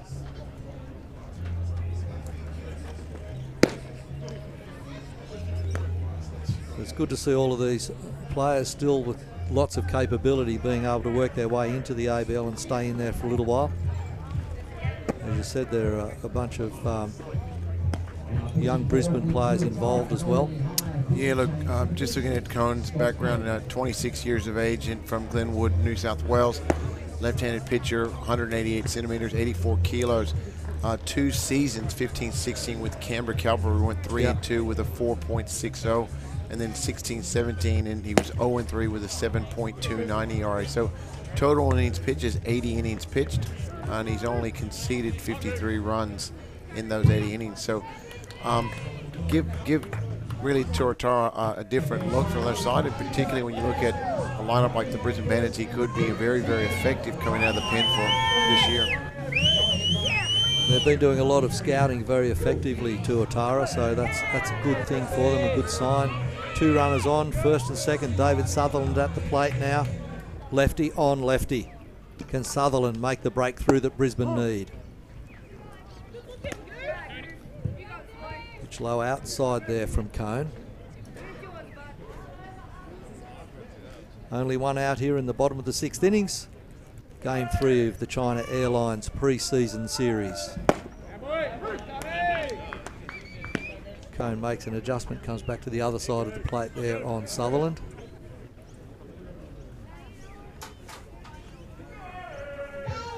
Chi Hyun Shu paying great attention to the location of the outfielders and the pivots at the moment relative to second base, his position. Another strike on inside there on Sutherland, just trying to jam him up, obviously.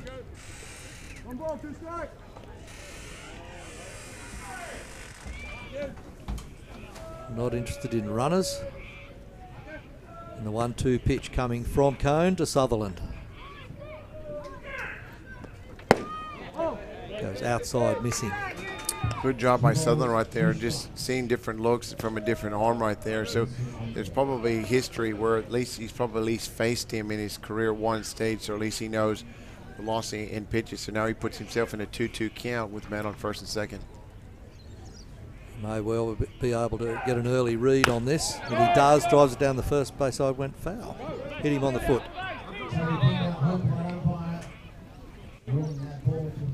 Plate umpire Toby Pinder called that immediately. No hesitation.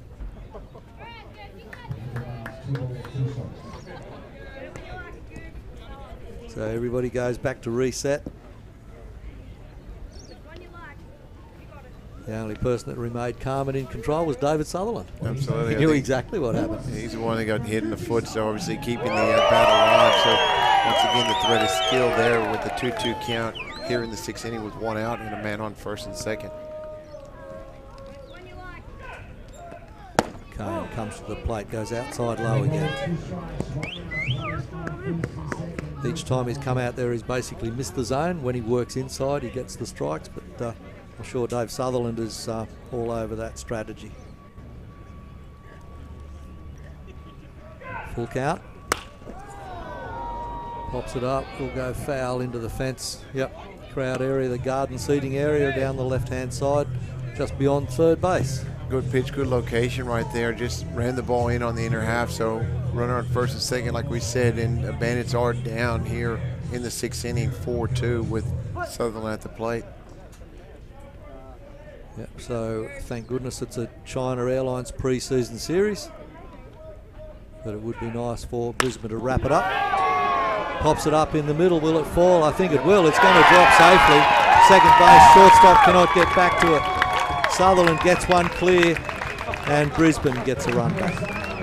No, they don't. They just move everybody around. Sorry, my apologies. Yeah, good job of hitting right there by Sutherland. He got a pitch on the inner half, but able to get enough barrel on it to shoot the ball into center field.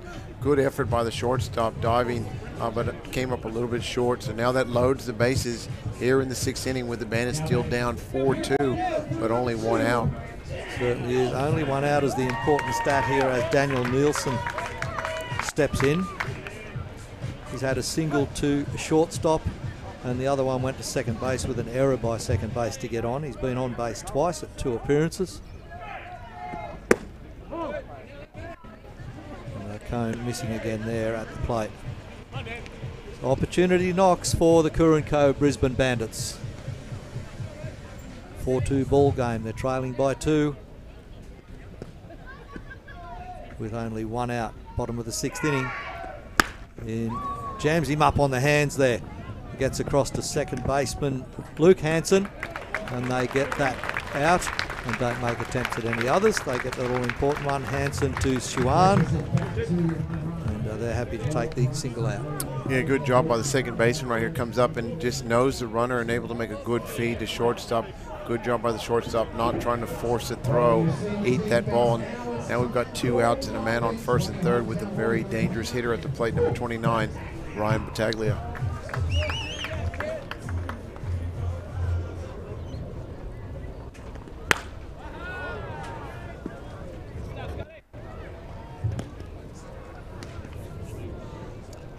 So narrowed the call there, narrowed the scoreline by 1 run, 4-3, and Battaglia will certainly enjoy this time at bat.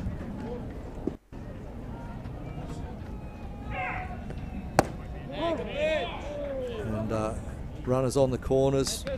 Opportunity knocks again. 1 run ball game. We're in the bottom of the 6th of what we expect to be a 7-inning ball game. Yeah, but I'm just looking. They got Ryan Bollinger in the pen right now, and he'll probably obviously come in next inning in the top of the 7th inning. So potentially that could be the last inning of work, depending on what the coaches have worked out. We are in a preseason game here, sponsored by China Airlines, so anything can potentially happen.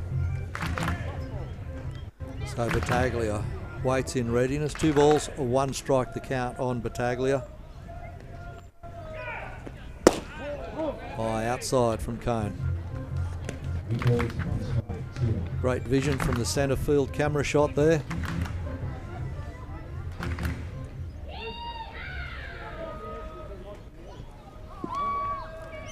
Crowd have been active in this last inning, in this bottom of the 6th. Just want to give a quick shout out to Cooper Thompson and his team again today. They did a fantastic job. They were out early preparing this diamond. They've done a brilliant job all weekend. It's in immaculate condition, and I'm looking forward to, obviously. That ball's still loose on the infield, and Brisbane score that tying run. TJ Bennett crosses for the tying run. It is now 4 runs apiece here, Auckland and Brisbane. Yeah, ball struck really well to the third base side. Lam Hunt couldn't come up with it, too hot to handle, still bouncing around over there, and that ties this ball game now 4-4 here in the 6th. But the Bandits still threatening with Jacob Nielsen stepping to play with a man on first and second and 2 outs here in the 6th. Absolutely, pressure's on, and both third base, Lam Hunt as you called it, and Sai Xuan could not get a handle on that ball.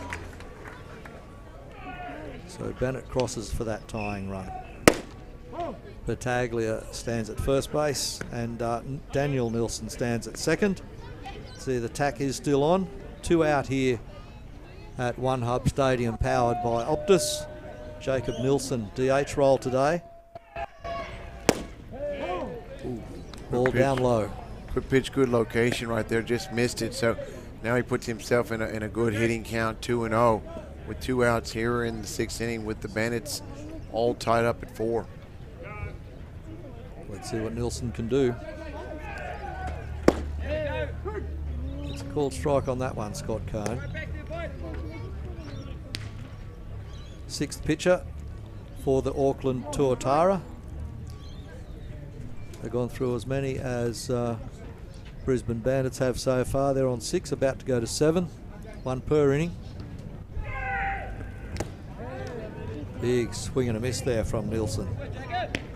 Yeah, good pitch, good location. Now he's got a battle with 2. He's in a 2-2 count with 2 outs, so big opportunity for Jacob to put the ball in play and potentially drive in the go-ahead run here in the 6th. So Cohn ready. Bat to ball, it gets through the infield, it will score another run. No, it will not. Tripped over the bag just a little bit there. It did Daniel Nilsson. Just caught his feet up on the bag as he turned the corner, unfortunately. He had full wheels in motion. He was ready. Yeah, look, I think he had a chance to score and he just missed a gear coming around third base. I think you see it right here. Comes around the bag. And just as he gets to it, I think he went from 3rd to 5th. Oops. And then he had to put the brakes on real quick. So just caught himself, but obviously full intention to try to score. I think it'd been a bang-bang play, but that still brings a very dangerous hitter to the plate in Mitch Ellis. Loaded bases, Mitch Ellis top of the order.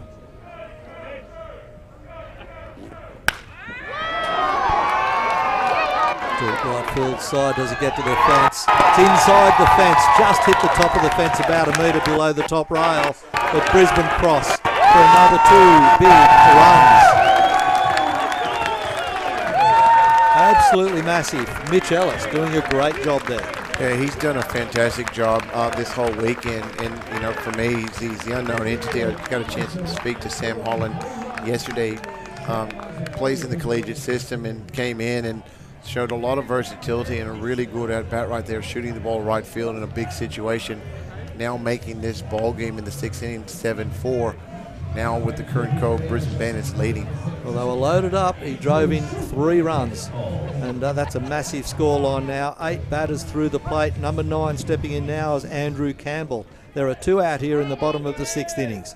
It's the late charge from the Curran Cove Brisbane Bandits. Well, that was massive hitting from Mitch Ellis. Great timing, and he drove it very, very hard.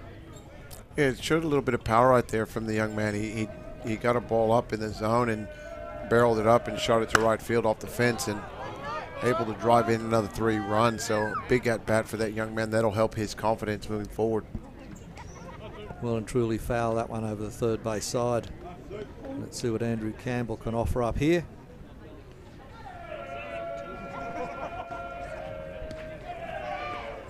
That one down low. Overall, it's been a really good 3-game series of these 2 sides. They've played good quality baseball.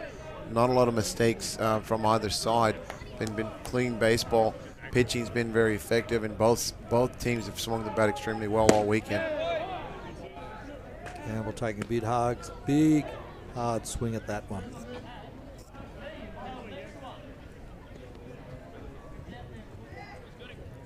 I think all the Bandits players look to hit long and hit hard. So still lefty on lefty at this point in time with Campbell there at the plate, and that one misses by a long way. That hit microphone or camera back there. Microphone sitting on the net. We've got sound effects. No, I think they just hit the mascot. Is that the hollow sound? That's it.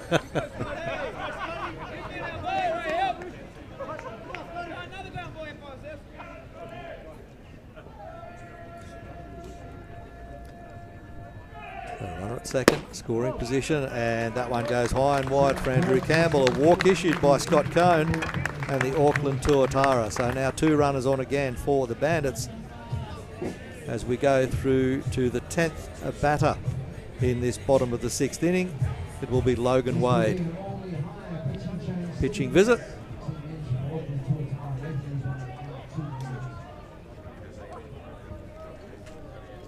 And another pitcher out of the pen. It will be a right-hander. The Alderley Hire pitching change will be brought to you very shortly as soon as we identify the replacement for Scott Cohn, who has left the mound. He's had a workout and I think number 46. 45. 46, 45. 46 is Boyce. And we'll give you his details shortly as well. Jimmy Boyce, number 46. This, I think, will be the real test for Auckland. Will be, you know, the back end when they do have a lead. Are they going to have the horses in the back end of the rotation to be able to close out ball games? And obviously, as Mincy works out how he's going to work his rotation and work out his back end of the bullpen, that'll really be the feel or the test moving forward, particularly in the first half of the season. So it is a 40-game regular season schedule. So obviously, the quicker you can work out your recipe, the quicker you can have success. So hopefully he'll be able to work that out and stay competitive in the first half. And I envision this team's going to be a really tough, competitive second half team as they acclimate and start working well together. Certainly, Paul, and Jimmy Boyce looking to do a job here. There are two out here. That was Scott Cohn in there. He came in after Nathan Crawford. Crawford got the first out, then Scott Cohn came in and got the second out. Now we've got Jimmy Boyce coming in to attempt to get the third out on the Corin Cove Brisbane Bandits. Yeah, Jimmy, just a young man at 21 years of age from Auckland, New Zealand. He's 183 centimeters and 91 kilos, so right-handed pitcher. So it'd be a great opportunity for this young man to come out here and hopefully get himself out of this inning and allow his team to come back and chip away at that 7-4 lead. Certainly. So Logan Wade, as I mentioned earlier, will step up to the plate. And Jimmy Boyce will be the man expected to shut down this attack from the Bandits. But there are two runners on. The one in scoring position at second base is Mitch Ellis after a massive drive to the right field fence. And then Andrew Campbell at first base after being issued a walk off the pitching of Scott Cohn. And now Jimmy Boyce faces the bat of Logan Wade. So Boyce missing first with the ball. Logan Wade, experienced campaigner for the Corin Cove Brisbane Bandits. And swinging this on a fastball.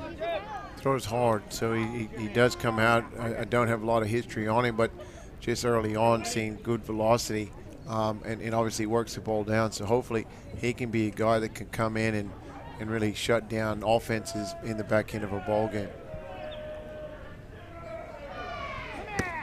So check swing on that one will be appealed and denied by umpire Tom West in the middle of the diamond there. Alderley High doing well with pitching changes today, Paul. Yeah, good pitch right there. You see the ball gets on him very quickly. So throws hard to see if he actually has a secondary pitch, but he does bring. Gets bat to ball there, slaps it away, does Logan Wade. Gets it across to second base. That's Luke Hansen out there. He gets it across to Zhu at first base. And they do get that out, or maybe it's not Zhu at first base. There's been a change. Yes, it was. It was Jamie Smart, I think, at first base. So that's change there. Gets it to Smart. They get the out and shut down this attack on Logan Wade. It is the 4-3 out there, brings up the third out, shuts down the attack of the Bandits here after 6 innings. The scoreline has changed now to Brisbane 7, Auckland 4.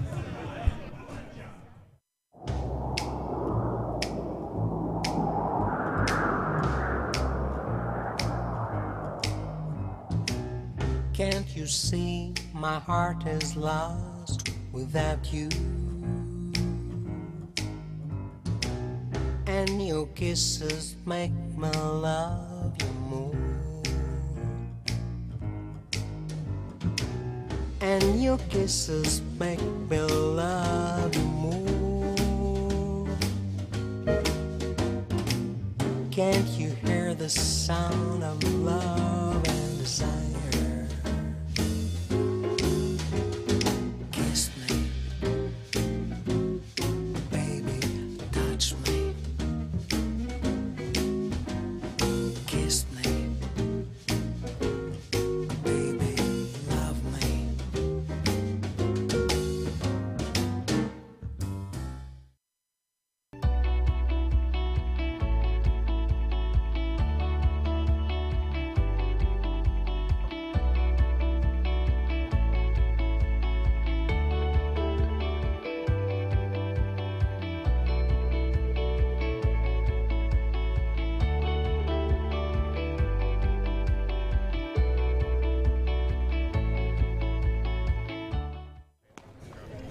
And welcome back to One Hub Stadium, powered by Optus, bringing you the Brisbane Bandits pre-season China Airlines series from Holloway Field.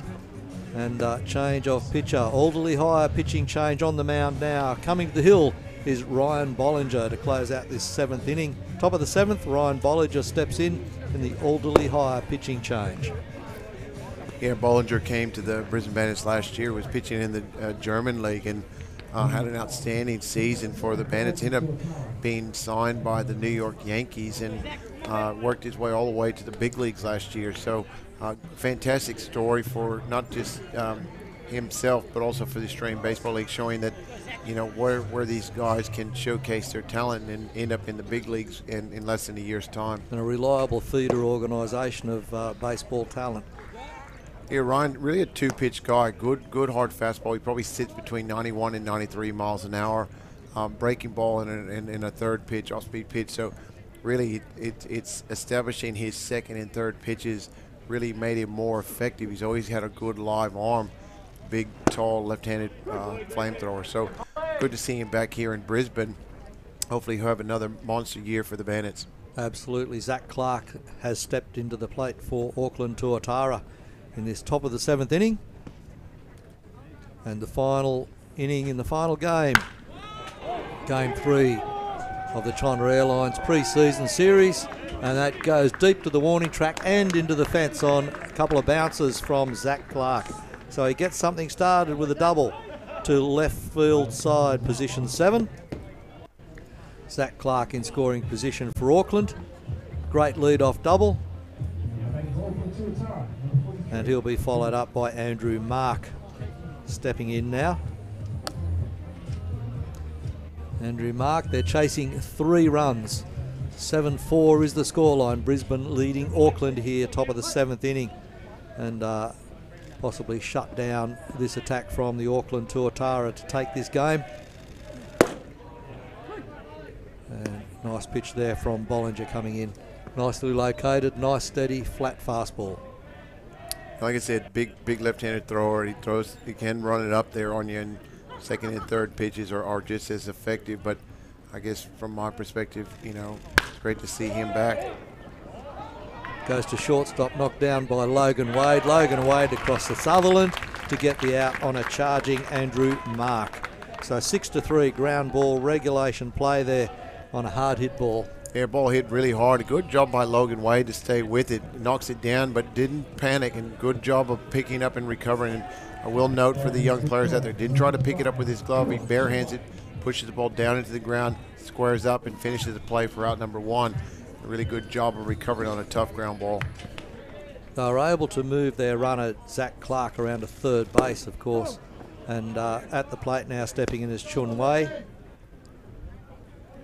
I have to check the gun. I see the guys have Bandits got the gun out tonight. Excuse me. See if he's actually picked up a few miles per hour.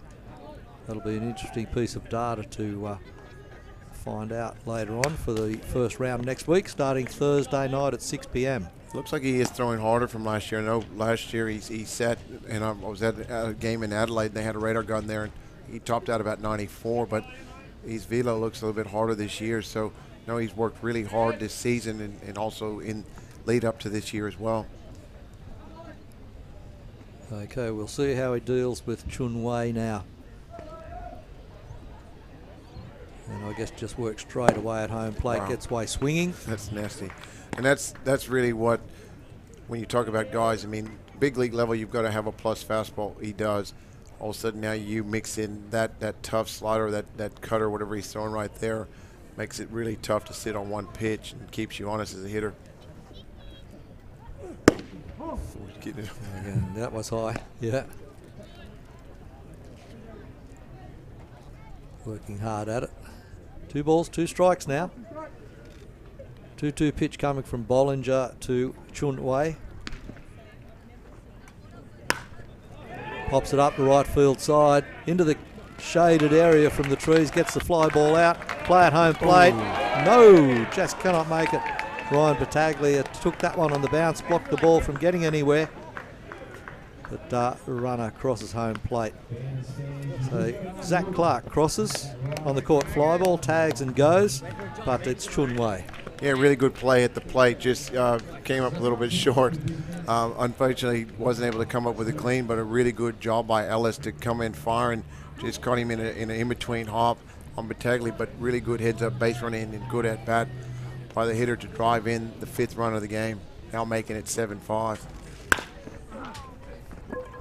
So this is Tai Aishuan, the shortstop, and that is the end of the road for the Auckland Tuatara. That is the 3rd out, and that is Tai Aishuan, who is out there for the 3rd out of the top of the 7th inning. So it looks like we may go another inning. The boys are ramping up. We did going to feel that out. I think what they were going to do is make a decision on whether or not they had enough arms, and it's really more a duty of care to the athletes because you don't want to overtax some of the athletes leading up into the season. So they will roll it over for another inning.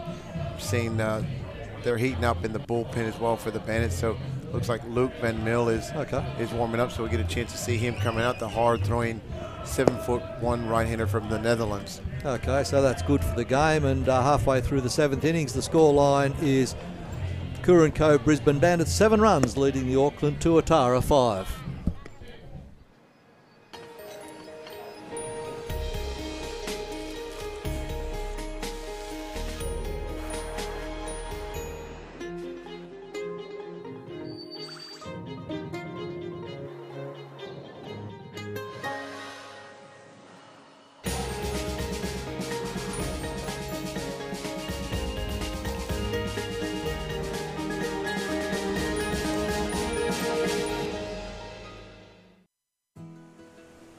Careful, out there, champ.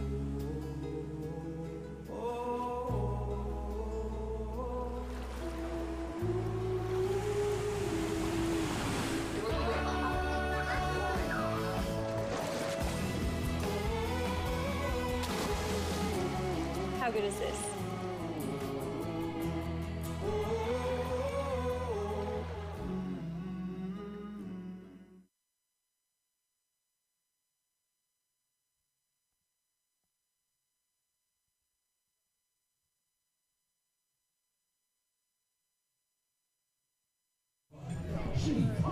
And welcome back once again to One Hub Stadium, powered by Optus at Holloway Field in Brisbane, for Game 3 of the China Airlines pre-season series, which has been an absolutely outstanding weekend. We go to the bottom of the 7th inning through the Brisbane Bandits. The lead-off, Chi Huan Xiu, and no change of pitcher on the mound this time for Auckland. Jimmy Boyce remains on there. He only came in for the 3rd out in the bottom of the 6th inning. Just looking at him early on, like I said, last inning he throws the ball really hard, so good live arm by the right-hander. Oh, ripped to deep right field side. One bounce into the fence, stays fair there for Xiu, and he turns the corner and stands easily at second base. Nice double to the right field side to lead off for the Bandits there by Chi Hyun Xiu. Once again comes in, swings a great bat, and we, like I said, highly touted coming out of the CPBL with the Brothers Elephants organization. So come up and just really easy swing. He really quiet load at the plate, but barrels it up, and the ball jumps and explodes off the barrel. So wearing a very, very famous number 51, the number of Ichiro Suzuki, the famous Seattle Mariner and former star out of the Kobe Blue Wave organization in Oryx. Yeah, absolutely outstanding. And now we go to TJ Bennett, who takes a really hard hack at the first pitch he sees from Boyce. So Bandits runner in scoring position. Chi standing out there.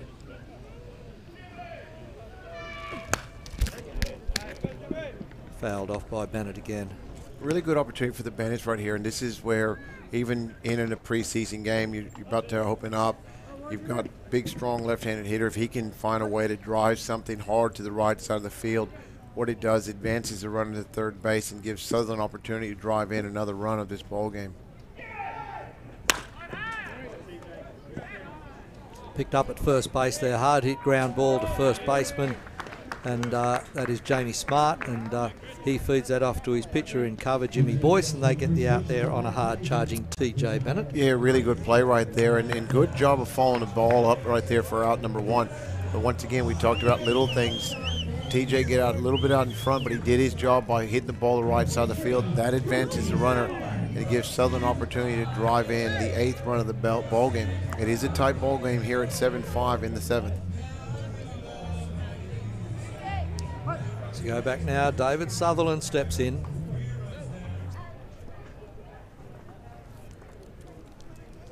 Sutherland readies himself here for Boyce. Big tall David Sutherland, that one down a little low out of the zone.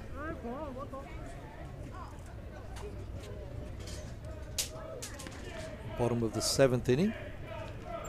May well go to the 8th by the look of things.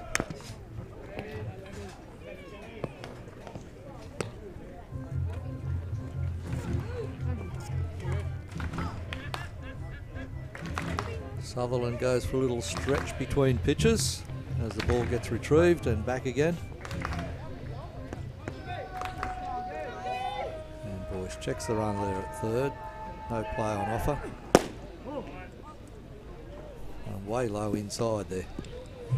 Like I said, throws the ball hard right now and works up and down in the strike zone. It'd be, see how his command comes into play. So obviously, you fall behind in the count now. He sits in a 2-1 count to a very dangerous hitter at the plate.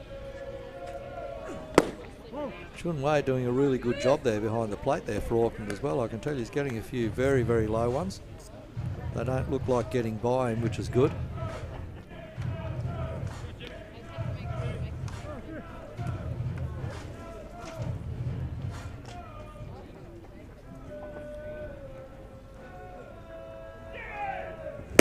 Sutherland takes a big hack at that one. Good pitch right there, tough count, 3-1 count to a very dangerous hitter, able to get it by him. So now Southern's got to battle and find a way to put the ball in play. Infield will be in with a potential play at the plate if the runner tries to advance on a ball on the ground. Full count pitch. And goes down swinging, does David Sutherland for the 2nd out here. A big K2. A very important out for Auckland to get on the power hitting of David Sutherland. 2 out, runner still stranded at 3rd base, brings to the plate Daniel Nilsson. Left fielder for the Curran Cove Bandits this afternoon.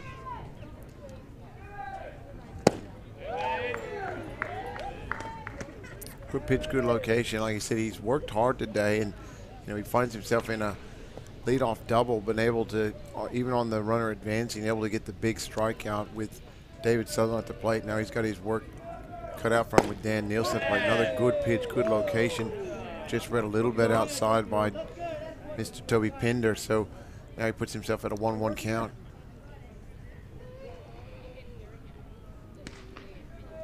So if we go extra innings, Paul, we might be looking for some of that Empire jerky, do you think, in the new flavours? Ball's hit hard up the middle right there, and that'll drive in the 8th run of the game for the Bandits, and a good at-bat by young Daniel Nielsen, now making it 8-5 here in the 7th inning. And Chi crosses for that additional run to make it 8-5. Daniel Nielsen stands safely at 1st base, and 2 out here still remains for the Curran Cove Brisbane Bandits. And stepping into the plate now, of course, Ryan Battaglia took over catching role from Danny Delacaya earlier in the game. So Ryan Battaglia will try and keep everything going here with 2 out here and a runner at 1st.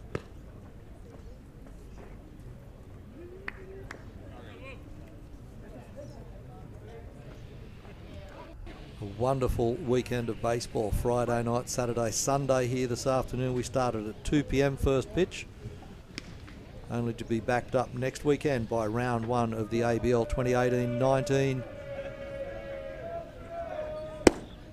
Thursday night, 6 p.m. first pitch. Saturday night for game 2 at 6 p.m. as well, here at One Hub Stadium, powered by Optus.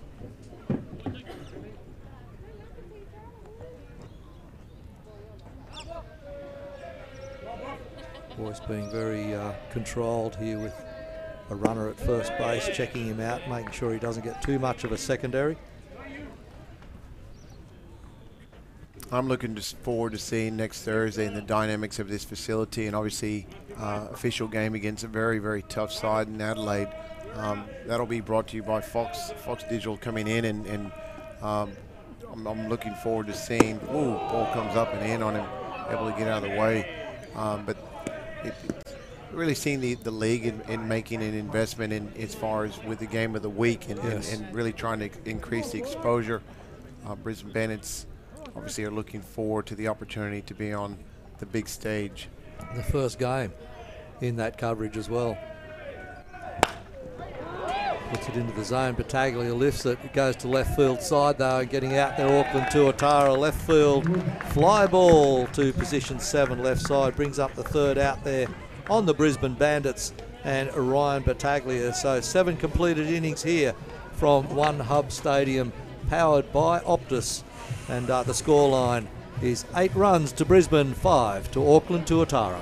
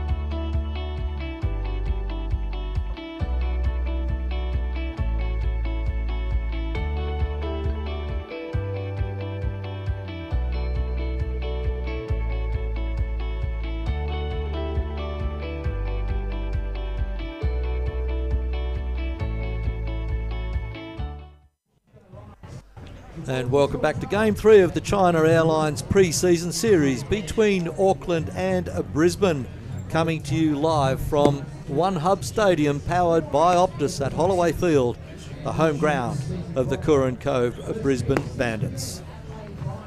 And now a change on the mound for the Brisbane Bandits. The Alderley High pitching change is on the hill right now. Luke Van Mill comes in for the top of the 8th inning. Going through his warm-up routine, you've got a great shot of him there, and he's just finished that warm-up. He's been in the bullpen stretching. He's ready to go. The Curran Cove Brisbane Bandits are ready to go as well. And coming to the plate is Chris Richards for Auckland Tuatara to lead off this top of the 8th inning. Be interested to see if the Bandits play a full 9. I'm just trying to see if anybody else is heating up in the bullpen. There is someone standing, but potentially Luke may finish it out for the Bandits here in the 8th, and great opportunity for these young hitters to face a guy that can get it up there as high as 98 miles an hour. So really good opportunity and a great test before they get on the road next week to Perth to take on a very, very tough Perth Heat side. Absolutely. They've been on the road this week. As you said, they flew from Auckland to Brisbane. They've been in Brisbane several days before the games this week. They'll spend be the here. week here and then go straight to Perth. Yeah, they'll be here for the week. And he drives that one. Richards drives it to right field side. One hopper into the fence. Gets out there onto the warning track. Retrieved out there in a right field side by Mitch Ellis. Well, it doesn't look like Mitch Ellis. Looks like somebody a bit taller than Mitch. I'm trying to see who's in right field. They look like they have made a change, but it looks like Ellis is still there. Able to run it down. The ball jumped off the bat, but when a guy throws as hard as Van Mill does, if they do barrel him up, the ball will jump off the bat. So double to 9. And Chris Richards stands in scoring position for Auckland Tuatara. Kane Swanson stepping in now, back to the top of the lineup for Auckland. He faces his first view of Luke Van Mill. We did mention the Alderley higher pitching change with Luke Van Mill coming in at the start of this, and this will be interesting for Kane Swanson to face the experience of Van Mill. Yeah, it will be. I mean, this young man probably would never have seen anything of this velocity, so it's a great opportunity. I know when I was a young man, he'd still be in high school. When I was in high school, you know, the fear of facing a guy throwing 90 miles an hour was always the big number. If you could, he's facing a guy that throws 95 to 98 miles an hour, so what an experience for him.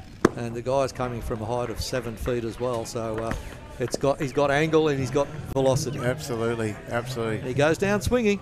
Just as we're talking about it, he goes down swinging hard but missing as Van Mill just blows one past him. Looks like it might have been a slider on him as well. It didn't look like it was his fastball and possibly got him just chasing a pitch up in the strike zone. But when a guy's 7-1 and he brings it as hard, you do start the swing a little bit earlier than you normally would. Big Sky Fleet strikeout.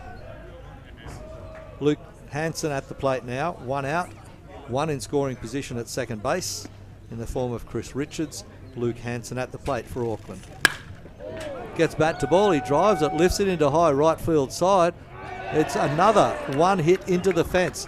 Not a bouncer, it's one metre below the top rail of the fence. A play at home plate.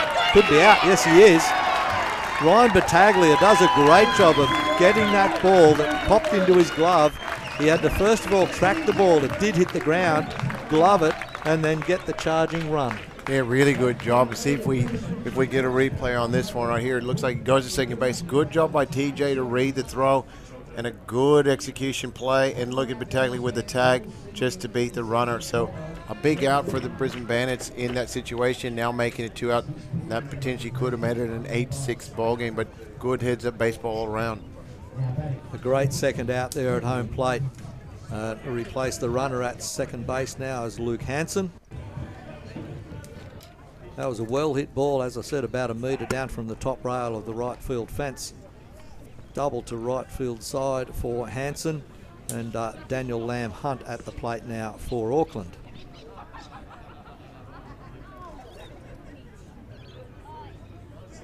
Big shaded area out in right field as well now. Makes it a little more difficult for the fielders coming out of the sunlight into shade. 2 out here, top of the 8th inning. Runner in scoring position for Auckland, but Daniel Lamb Hunt at the plate. Third batter in the lineup. Pops one high right side. Goes to the way over the back of the bullpen for the Bandits. So once again, just a credit to Auckland and Tuatara coming in. It is an 8-5 ball game. They're facing a tough right-handed pitcher on the mound with Luke Van Mill, but they're doing a good job of staying in this ball game and continue to put pressure on the Kern Grove Brisbane Bandits.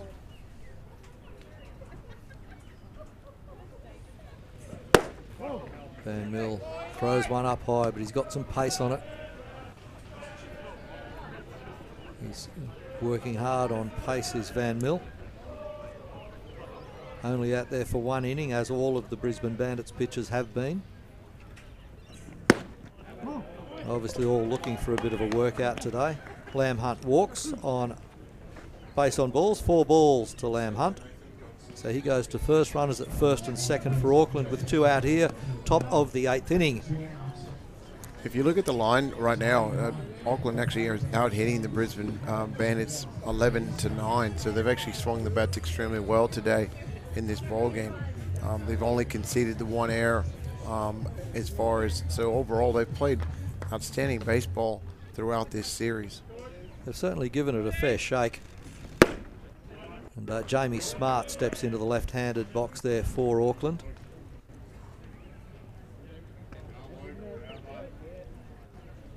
So Smart settles in again. Right-handed pitcher on left-handed hitter. Van Mill has a good long look in at Battaglia's signs. Gee, that was a good pitch. Yeah, good pitch, just a little bit down, and good job by Pender today in his calling behind home plate. Like I said, the boys have shifted, even the umpires have had a different look. getting themselves ready for the big series which happens next week. Chopper off the bat there into home plate. Wow, I thought that was going to be a bit of a sensational play right there. Yeah, always going to be a tough play off the bat. It didn't come off well and stayed long in the air, and really the only play Logan was going to have would be potentially barehand. You see the play right here, makes a good charge and puts himself in a good fielding position, and really was going to be a barehand throw. Still potentially bang bang, but he doesn't allow the runner to advance. So now we've got bases loaded and 2 outs, with Tuatara still threatening here in the 8th inning. So that should bring up Zach Clark, and it does at the plate here. Loaded bases, 2 out. Zach Clark at the plate. Can he make a difference? Been struck out twice and on base twice. His last appearance, he got a double to left field. And that was off the pitching of Ryan Bollinger.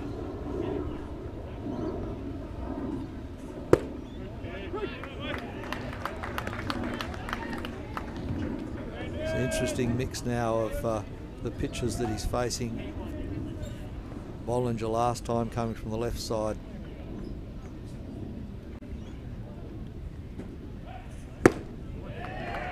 Blows one past him that time. Does Van Mill. 2 strikes, 2 outs, bottom 8. This could close out at 8. Who wants to see it? 1 ball, 2 strikes on Zach Clark. See what Van Mill deals up this time. Fouls one off over the right-hand side past the first base grandstand here at One Hub Stadium, powered by Optus.